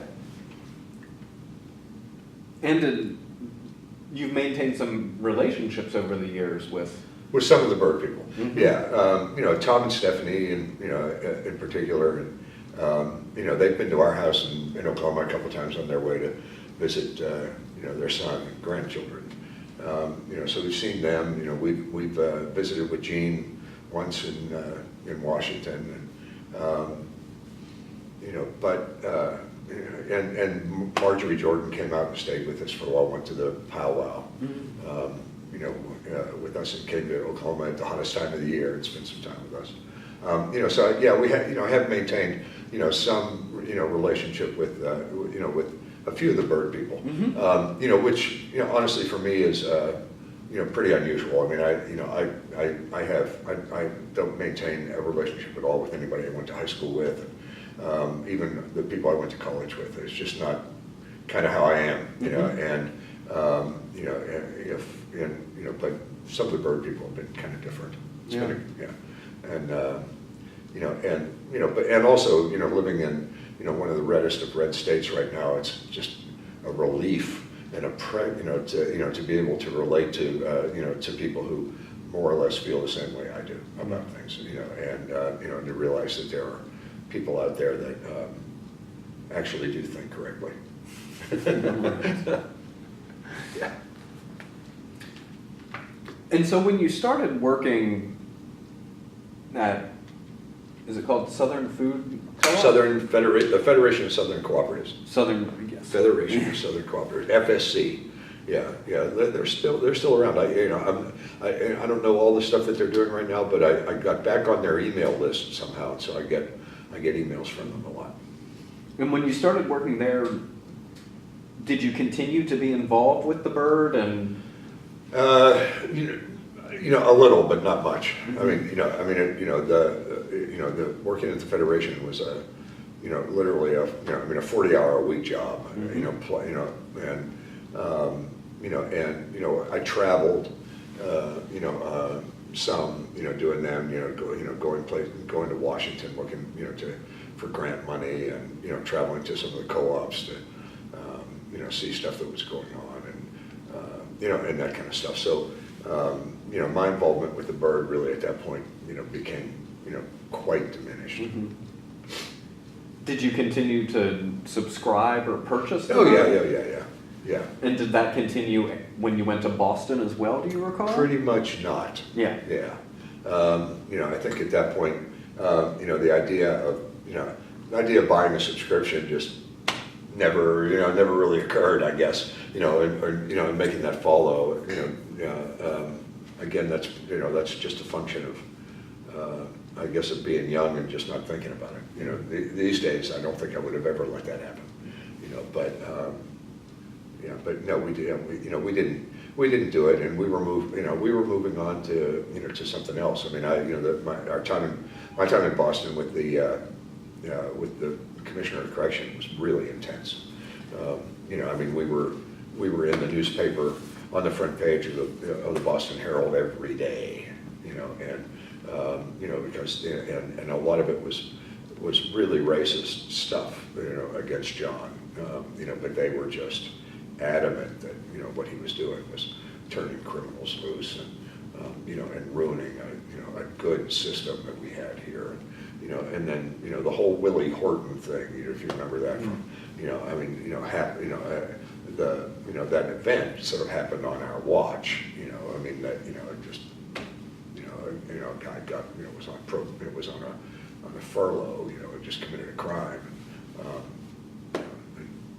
It happened, but John also closed Concord Prison, a prison that had been, it was 200 years old, and people were, or damn near 200 years old, people were still living in, and they're confined in, closed Concord Prison, opened up a bunch of halfway houses for people, to transition people out of jail. Started the furlough program so that people could be released from jail for weekends and reunite with their families. And despite the Willie Horton deal, it was a successful program. I mean, people had an opportunity to reconnect with their communities, with their families, and John just didn't have enough time to put all of the pieces in play that needed, that would have really gone some distance to reducing the recidivism rate for prisoners. But he took a lot of political heat, and so did Frank Sargent, to his credit, before he had to bail out, it was, So after the 2 or 3 years, as Frank had said, like, you've got this much time, if it's not going well, right. It's he did that, and so he did pull the plug. Well, and the precipitating incident was just that the guards at the maximum security prison in Massachusetts came to work one morning and refused to leave the guard shack, the guard room. They replaced the guys who had worked the shift before, and then just refused to go to work. So the prison was in lockdown.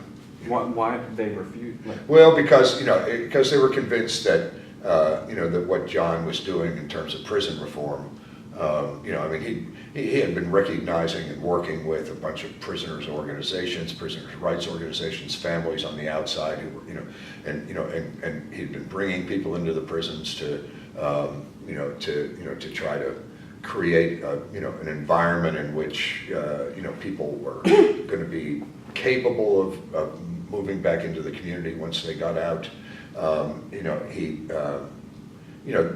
That kind of stuff. And and the guards just they were resistant to it the whole time, and just this was they just decided we're not going to do this anymore.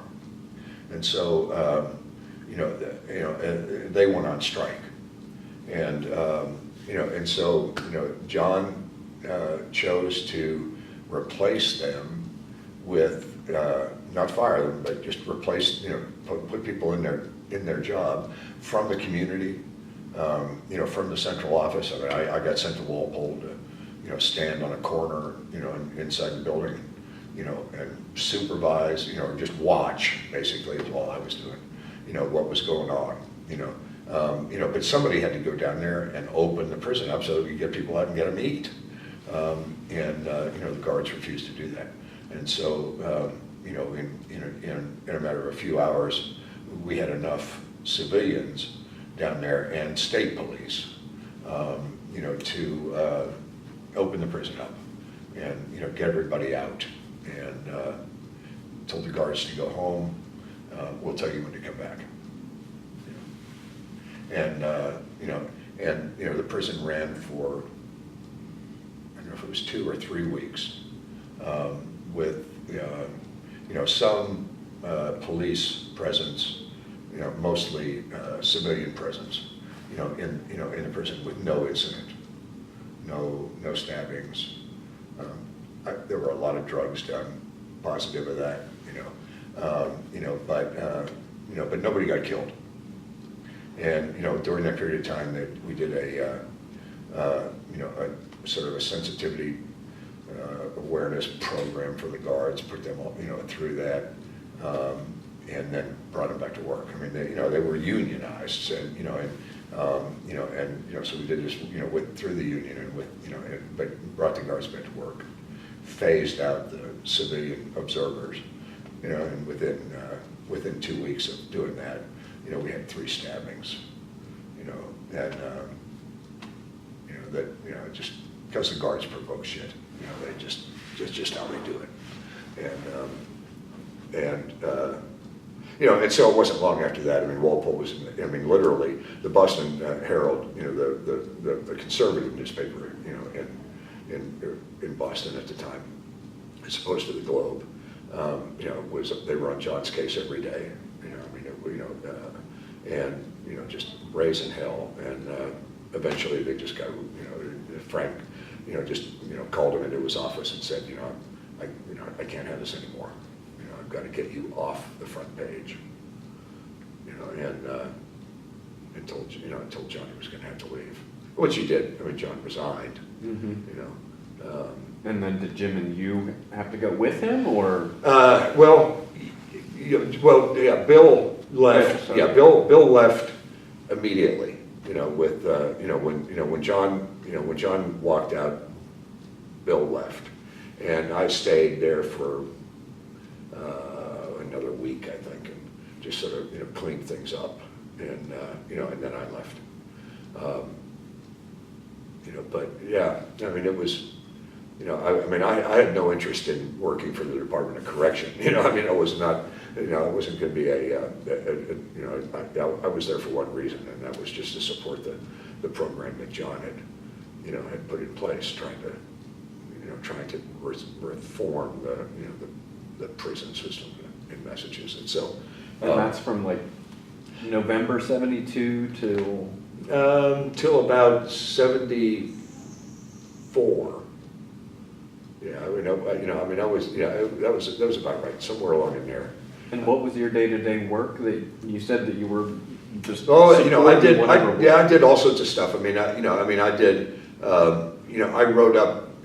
I wrote speeches for John. I wrote press releases. And I was just the guy that if something had to, we need to get something from point A to point B, I'd take it. But it was, we were literally putting out fires every day. It was the first, the only time I've ever worked in an environment I mean, you know, and certainly in a government environment that, you know, where you had to deal with the press all the time, you know, I mean, it was just, yeah, I mean, they were just in his face constantly, you know, and, you know. You had just been the press. A couple Yeah, years. right, yeah. Well, it wasn't the press in quite the same way, but they, but it was, you know, I mean, so it was difficult that way, you know, and but you know, Boone was years ahead of his time in terms of his thinking, you know, and I mean, and it's a guy who hasn't really ever gotten his, you know, his rightful due in terms of, you know, where he's been at, you know. But yeah, and you know, and you know, John lived here,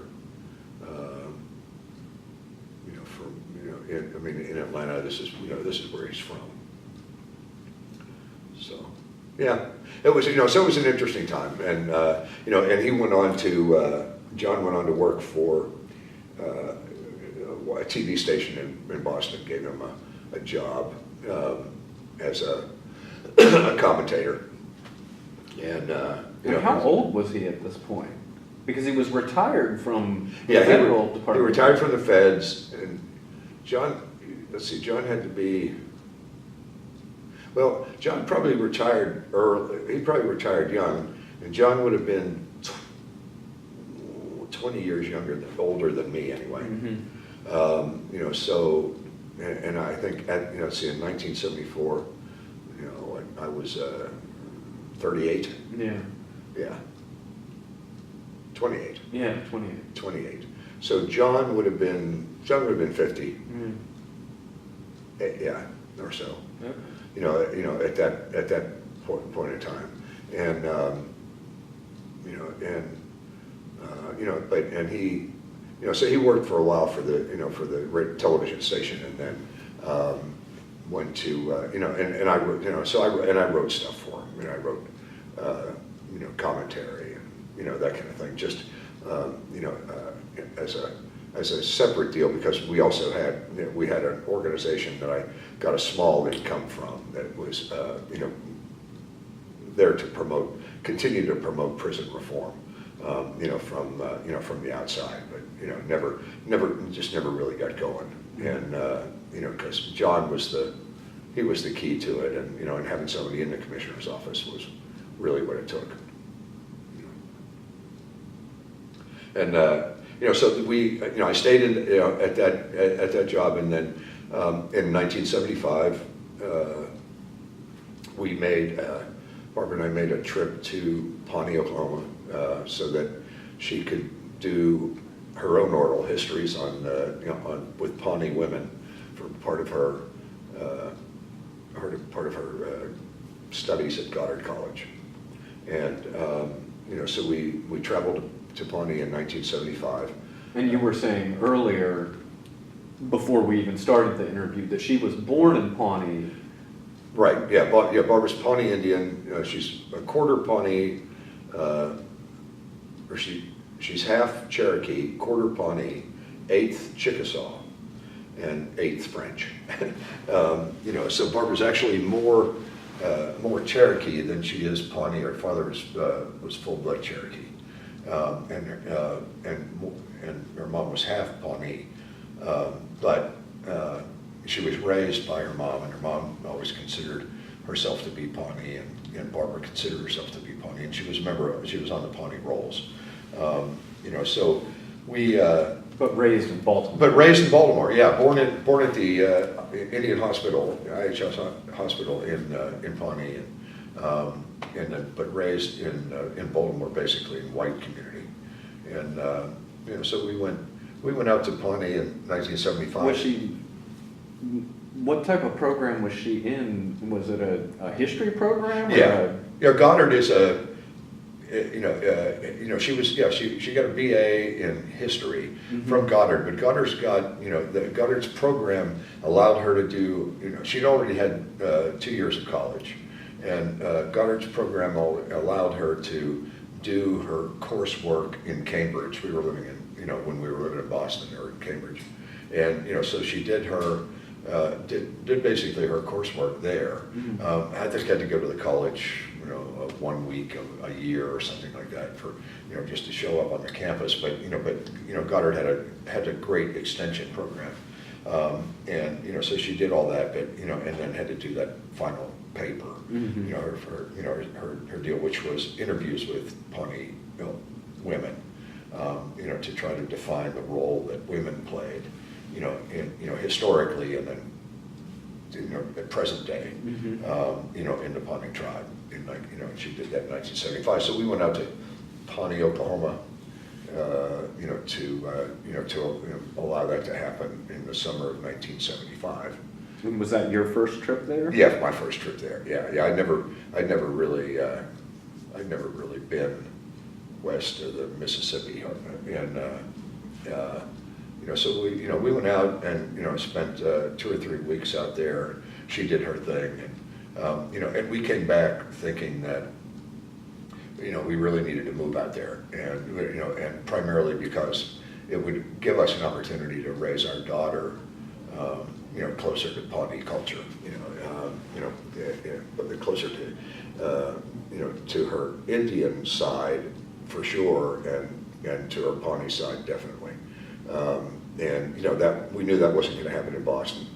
And Barb had been working with the Boston Indian Council in Boston, but a lot of the Indians that she was dealing with were Canadian Indians, and certainly urban Indians living in that area.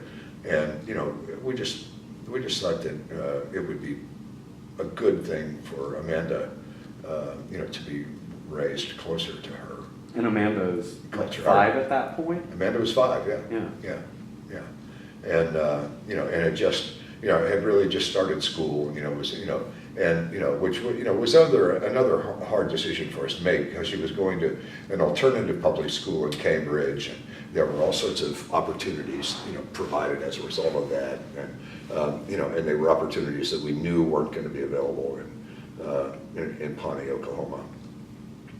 But we thought that the other stuff would outweigh that. I mean, the fact that she would be, be able to be around Indian people in general, and Pawnee people in particular, and be able to gain some knowledge of the culture that she and her mom came from. And had Barbara, during your time in Boston, was she a full-time student? Was she doing nursing work again? She was working for Boston Indian Council mostly. Okay. And and then doing the student stuff afterward. Like I say, Goddard was pretty flexible about how all that happened. They were specifically designed for for people like Barbara, who who had work that they had to do, had other jobs, and who had an interest in a certain area, and wanted to pursue it, and Goddard made that happen. Yeah. So it was, for her, it was a really good deal, and but that was we went back to Cambridge, resolved to put together enough money to make the trip, to Oklahoma, make the move to Oklahoma, which we did in 1977. So it took you another year? Yeah, because we were, neither of us were making big salaries, and Boston's an expensive place to live, and, even back in 1976 and 77 it was, and so it took us a while to put together. We have never been a money-making family. We've never been a money-making machine, hardly, so we had to put the money together to make the trip, to Oklahoma, which we did, and moved out there in 1977. And what work did you continue on doing? Yeah, I had no idea what I was going to do. Pawnee is a town of 2,000 people. Well, what were you doing in Boston that? After I stopped working for John, I actually went to work as a secretary for a mental health clinic. For a group, a group of people who provided mental health services to pediatric and young adult patients. Okay. And so I was the secretary for the group. So I typed up reports and filed Medicare claims, that kind of stuff. Mm-hmm. And for me, I mean, it was a job that paid reasonably, and and it was also, a 10-minute walk from home. So it was, it was convenient. Yeah. And, so, I did that, but, I mean, that was just, that was just luck, but I moved, but when we moved to Pawnee, I had no idea what I'd do, because there's only 2,000 people in Pawnee and very few jobs. And last question about Boston. When you moved up to Boston, was there an alternative or underground paper still existing there? And did you follow it at all? Yeah, there was, and I can't remember what the name of the one in Boston was. Yeah, no, I don't. Yeah, but and it had, but as I remember, that paper had become sort of dominated by advertising and entertainment stuff. At that point. So I didn't take a real big interest in it, at that point. Yeah, and and of course I don't know that there was ever an underground paper in Oklahoma. I mean, there might have been maybe, but not that I ever heard of. Near around a college Right. town or. Yeah, right. Yeah, even, yeah, Stillwater or Norman, where the colleges are, the big colleges are. But I don't think anyone ever actually got going there. But tribal papers probably. There were some tribal papers, but even then, when we moved there in '77, the tribes were considerably different than they are now. I mean, they were, gaming has happened since we've been out there. So the enormous influx of funds to tribal enterprises has happened since we've been in Oklahoma. Before then, the money mostly came from the Bureau of Indian Affairs, and they doled out money for tribal operations, and all that was fairly small. It's not the same way now, at least not for some tribes. So yeah, we moved out there in '77, and Barb went to work for the tribe, and In what capacity? she ran a greenhouse program for them. Created a greenhouse, set up a greenhouse program, and was growing vegetables. Fantastic. Yeah. But really different from having been a nurse and Oh, yeah. and working Yeah. in Boston. Yeah, I imagine. Barb's pretty much a horticulture Renaissance was- woman too. I mean,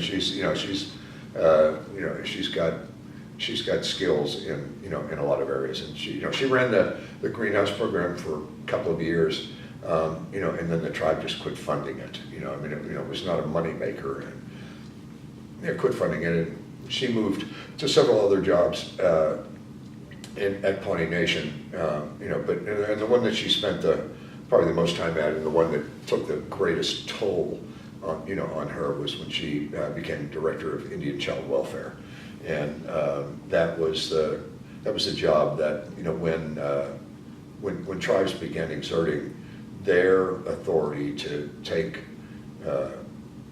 charge of children who enter the system where they're the foster system, and that if when it became clear that that legally the states, when they had an Indian child, they couldn't just run them through the regular foster care system like they do everybody else. They had to turn them over to Indian child welfare so that they could be placed with Indian families and somebody in their tribe, hopefully.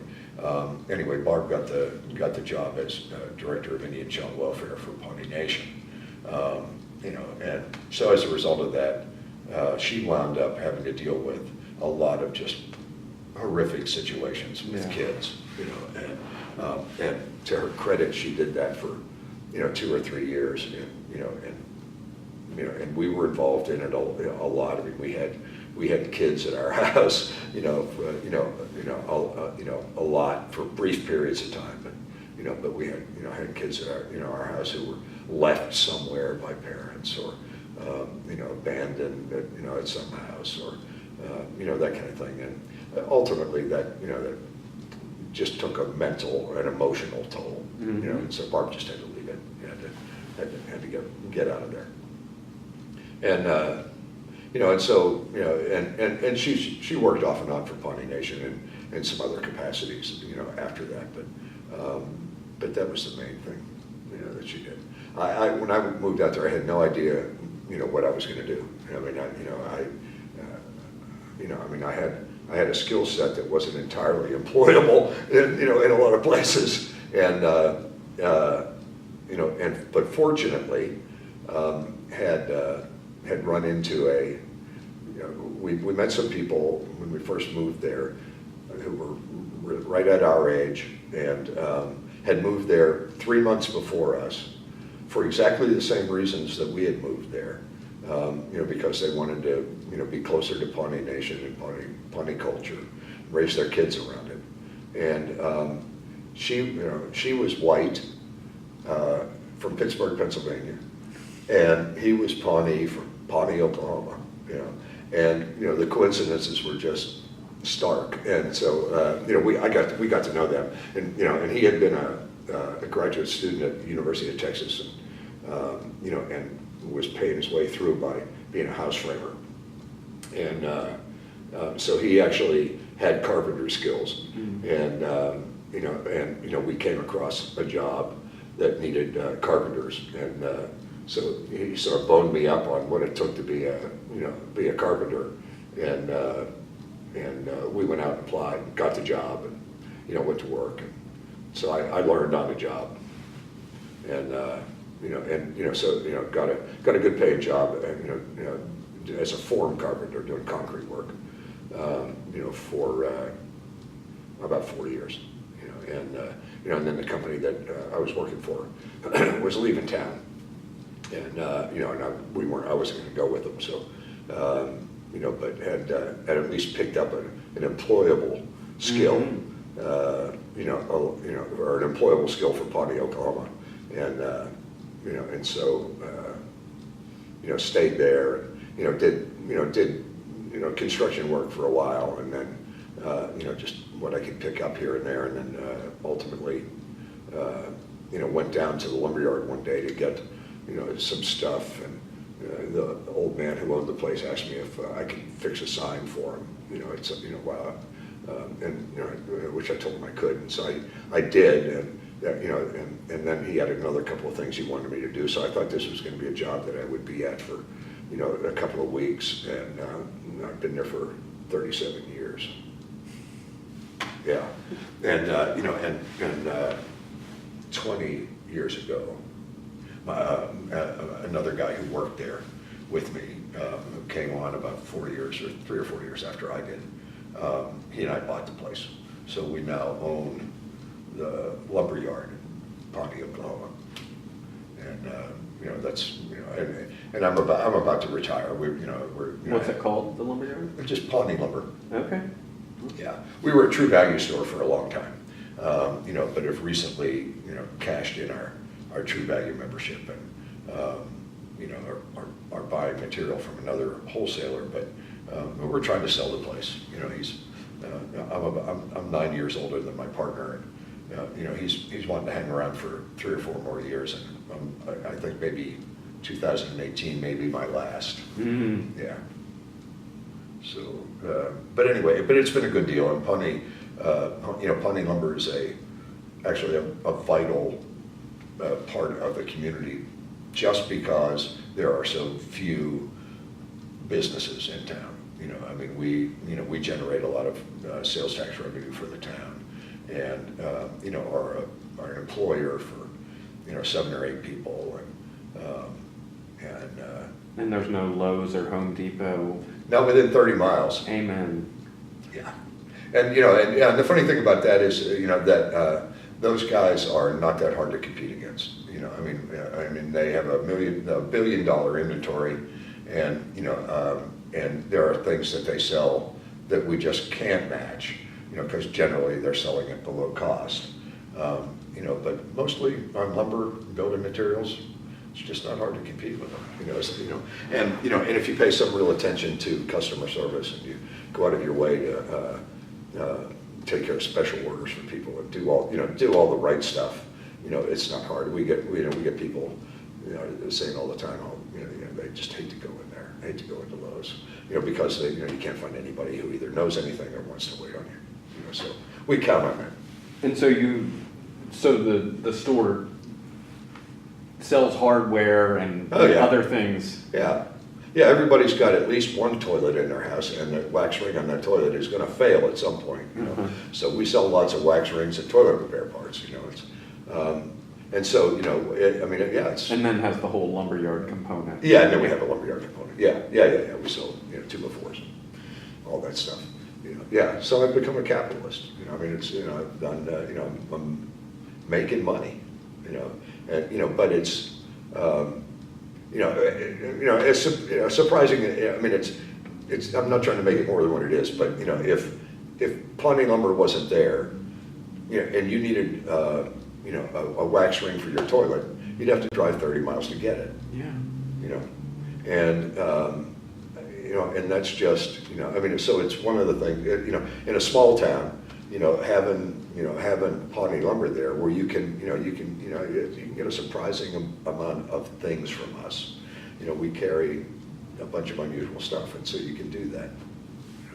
So we're, you know, so it plays a role in town. And then, you know, what the other thing about living in Pawnee that has made it possible for me to do is I became, I joined the volunteer fire department, you know, and, you know, in Boston, something like that would have never happened. And, you know, so I was able to become, you know, I put 22 years in as a firefighter, and, you know, and retired, you know, as a firefighter. When I thought somebody younger than me needed to be running into burning buildings, you know, but I've stayed on as an EMT, you know, so I still work on the ambulance and make, you know, make ambulance calls. And we have, you know, we make between 600 and 700 ambulance runs a year. And so I'm still doing that.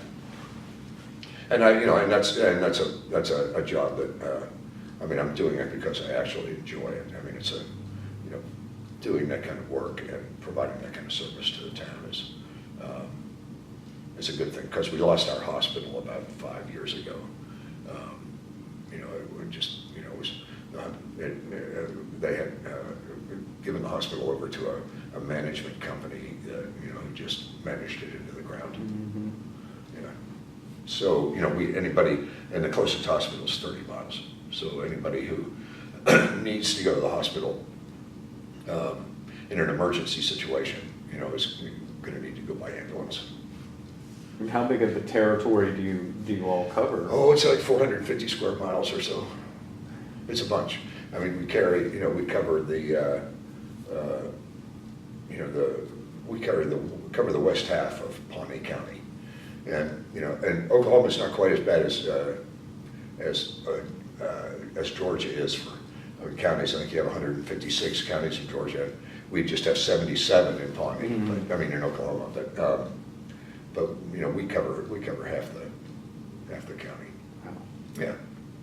So you know, it's a good deal. So I do the, you know, I mean, I'm still working as an intermediate EMT, and then I do most of the training for the department, trying to, you know, keeping everybody's skills up and making sure that they can recertify.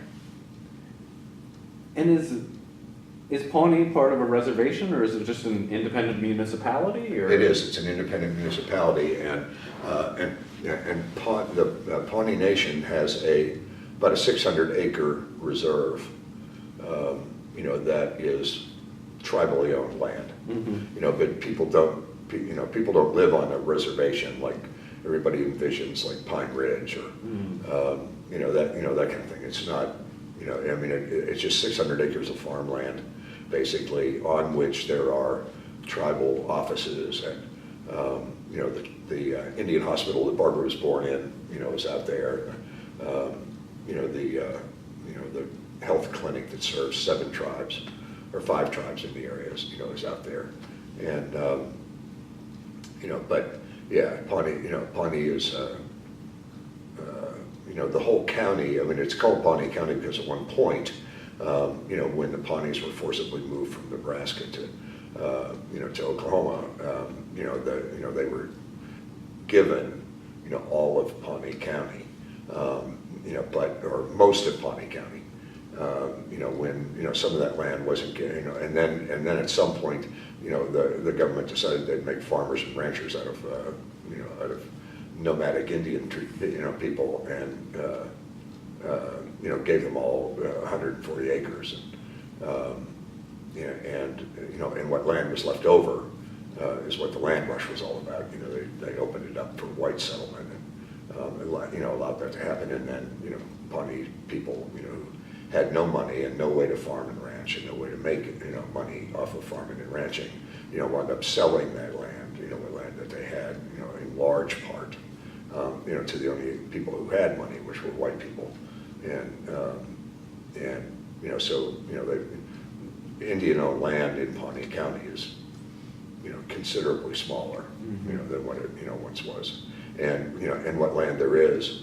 The people that Indian people have actually maintained, has been subdivided, so much, because the way that the BIA operates is that, they keep that land in trust, for Indian people, and then, when you die, your portion of it goes to all of your heirs, and when they die, that portion goes to all of their heirs, and so, and nothing can be done with that land unless all of the heirs to that land agree, to allow it to happen, and in most cases, it's just impossible to get in touch with people.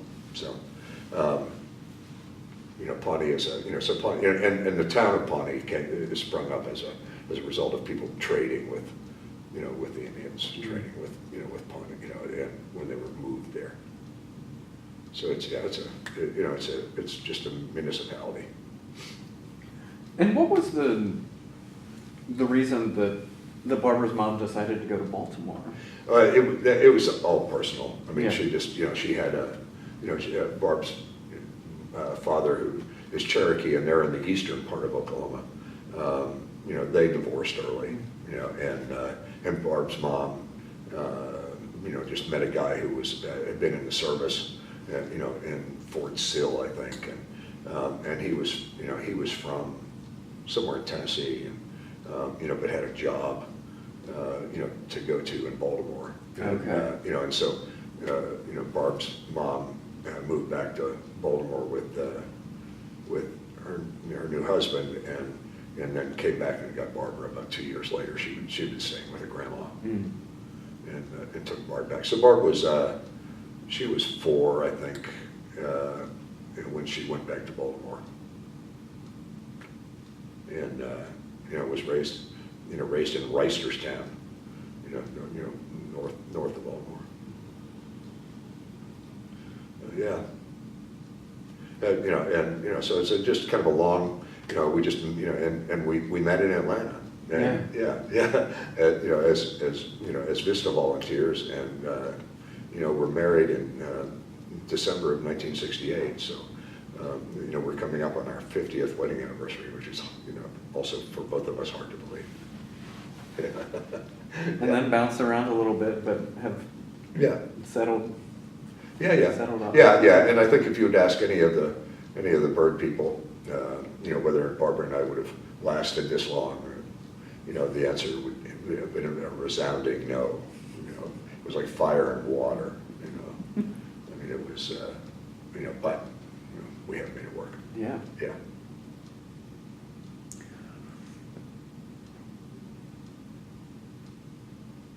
So here we are, 50 years now since the founding of the paper, and you've spoken a little bit about reflecting on that. But how do you look back on that period and sort of feel about that era?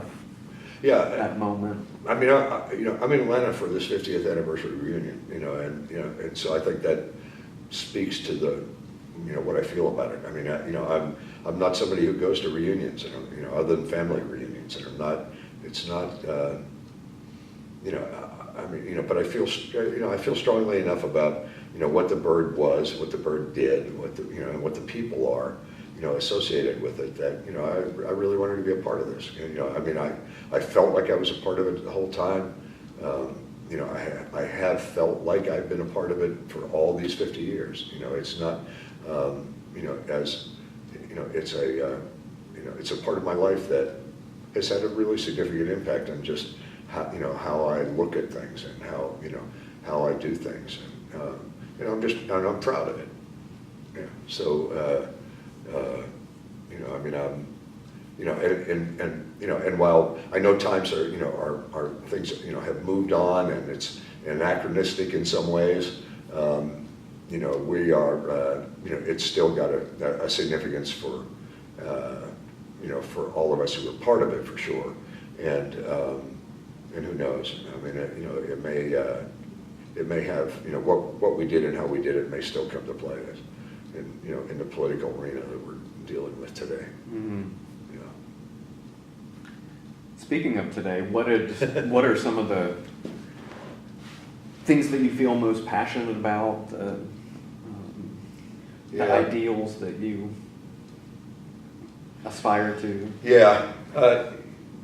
That's that's hard to say because to a certain extent I've had my head in the sand for the last year or two, but I think we get distracted by a lot of the stuff that happens in the way that it gets told and retold, and by in social media and on some of the other media that happens. But I think we have to be careful about how we're dealing with other countries. The stuff about the Iran agreement, at this point. I mean, I really think that's, just a crucial mistake, that our fearless leader has created for us, so stuff like that. I mean, I think we still have to be worried about the likelihood, that we can get back into a really heavy fighting war again. Obviously, you think back to through our lifetimes. I mean, in my lifetime, longer than yours, but in your lifetime, you probably never lived when we haven't been at war with someone, with someone, and in my lifetime, the number of times that we haven't been fighting somebody is pretty rare,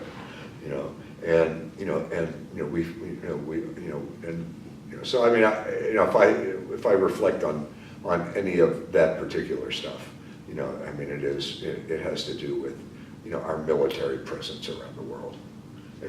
At some point, we need to abandon, that whole process. We just need to stop doing that, and then we need to spend those resources, on stuff that's going to benefit people in the United States. I mean, when our military budget is more than the next 4 people behind us combined, it ought to say something to somebody. But I'm living in a state where that makes absolutely no difference to people. I mean, they don't. It's not an argument they even listen to. Don't hear it. Mm-hmm. But it's crazy. And and I have people that I show up at their house in an ambulance because their family members have called us because they're really sick. And these people who are competent to make a decision for themselves won't go to the hospital because they can't afford it. They can't afford to be taken to the hospital, and they're proud enough, not to get a bill they know they're going to default on. So, it's crazy. Should never happen.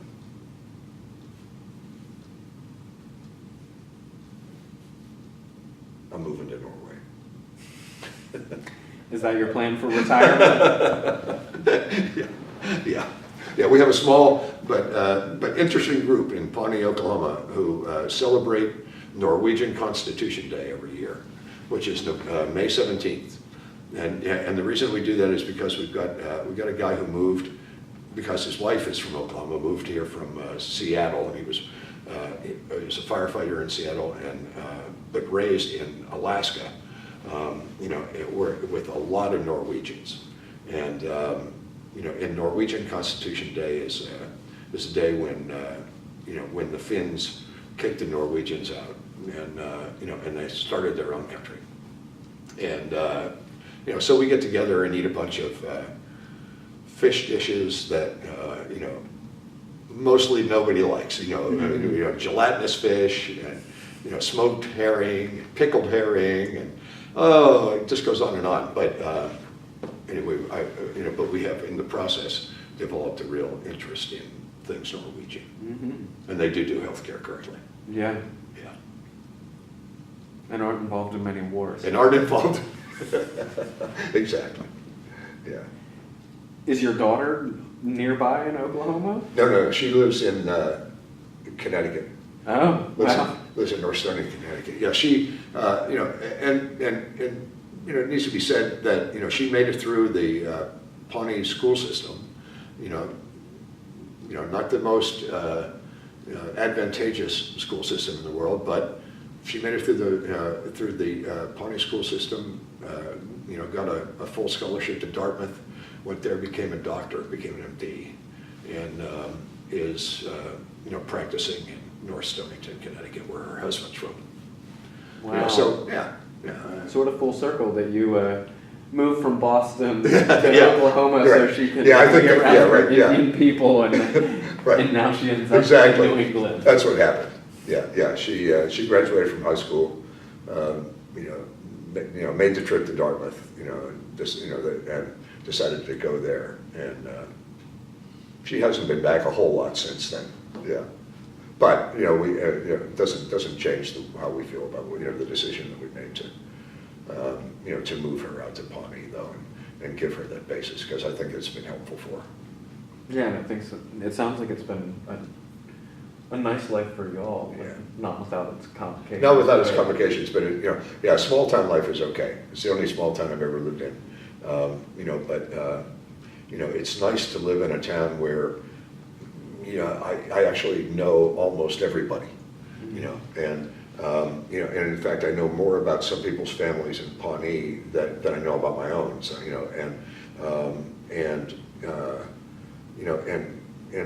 I keep thinking that, if you can't make government work in a place like Pawnee, you're not going to make it work anywhere. And, I think we actually have the opportunity to make it work. We're sort of stumbling along a little bit, but but I think it can work. And so living in a small town has its rewards. Mm-hmm. Yeah. I think we've come to the end. Yeah, we've covered a lot of ground. I was just going to ask, is there anything that you want to add, or? No, man, but this has been longer than I thought it would be, and but enjoyable, and I appreciate your the way you've done this. It's okay. Well, thank you, and thank you so much for making the trip out here. I know that it wasn't for this, but that you sacrificed an entire day. Yeah, I've been looking for an opportunity to get this done, and I thought it just hasn't been possible until now. So.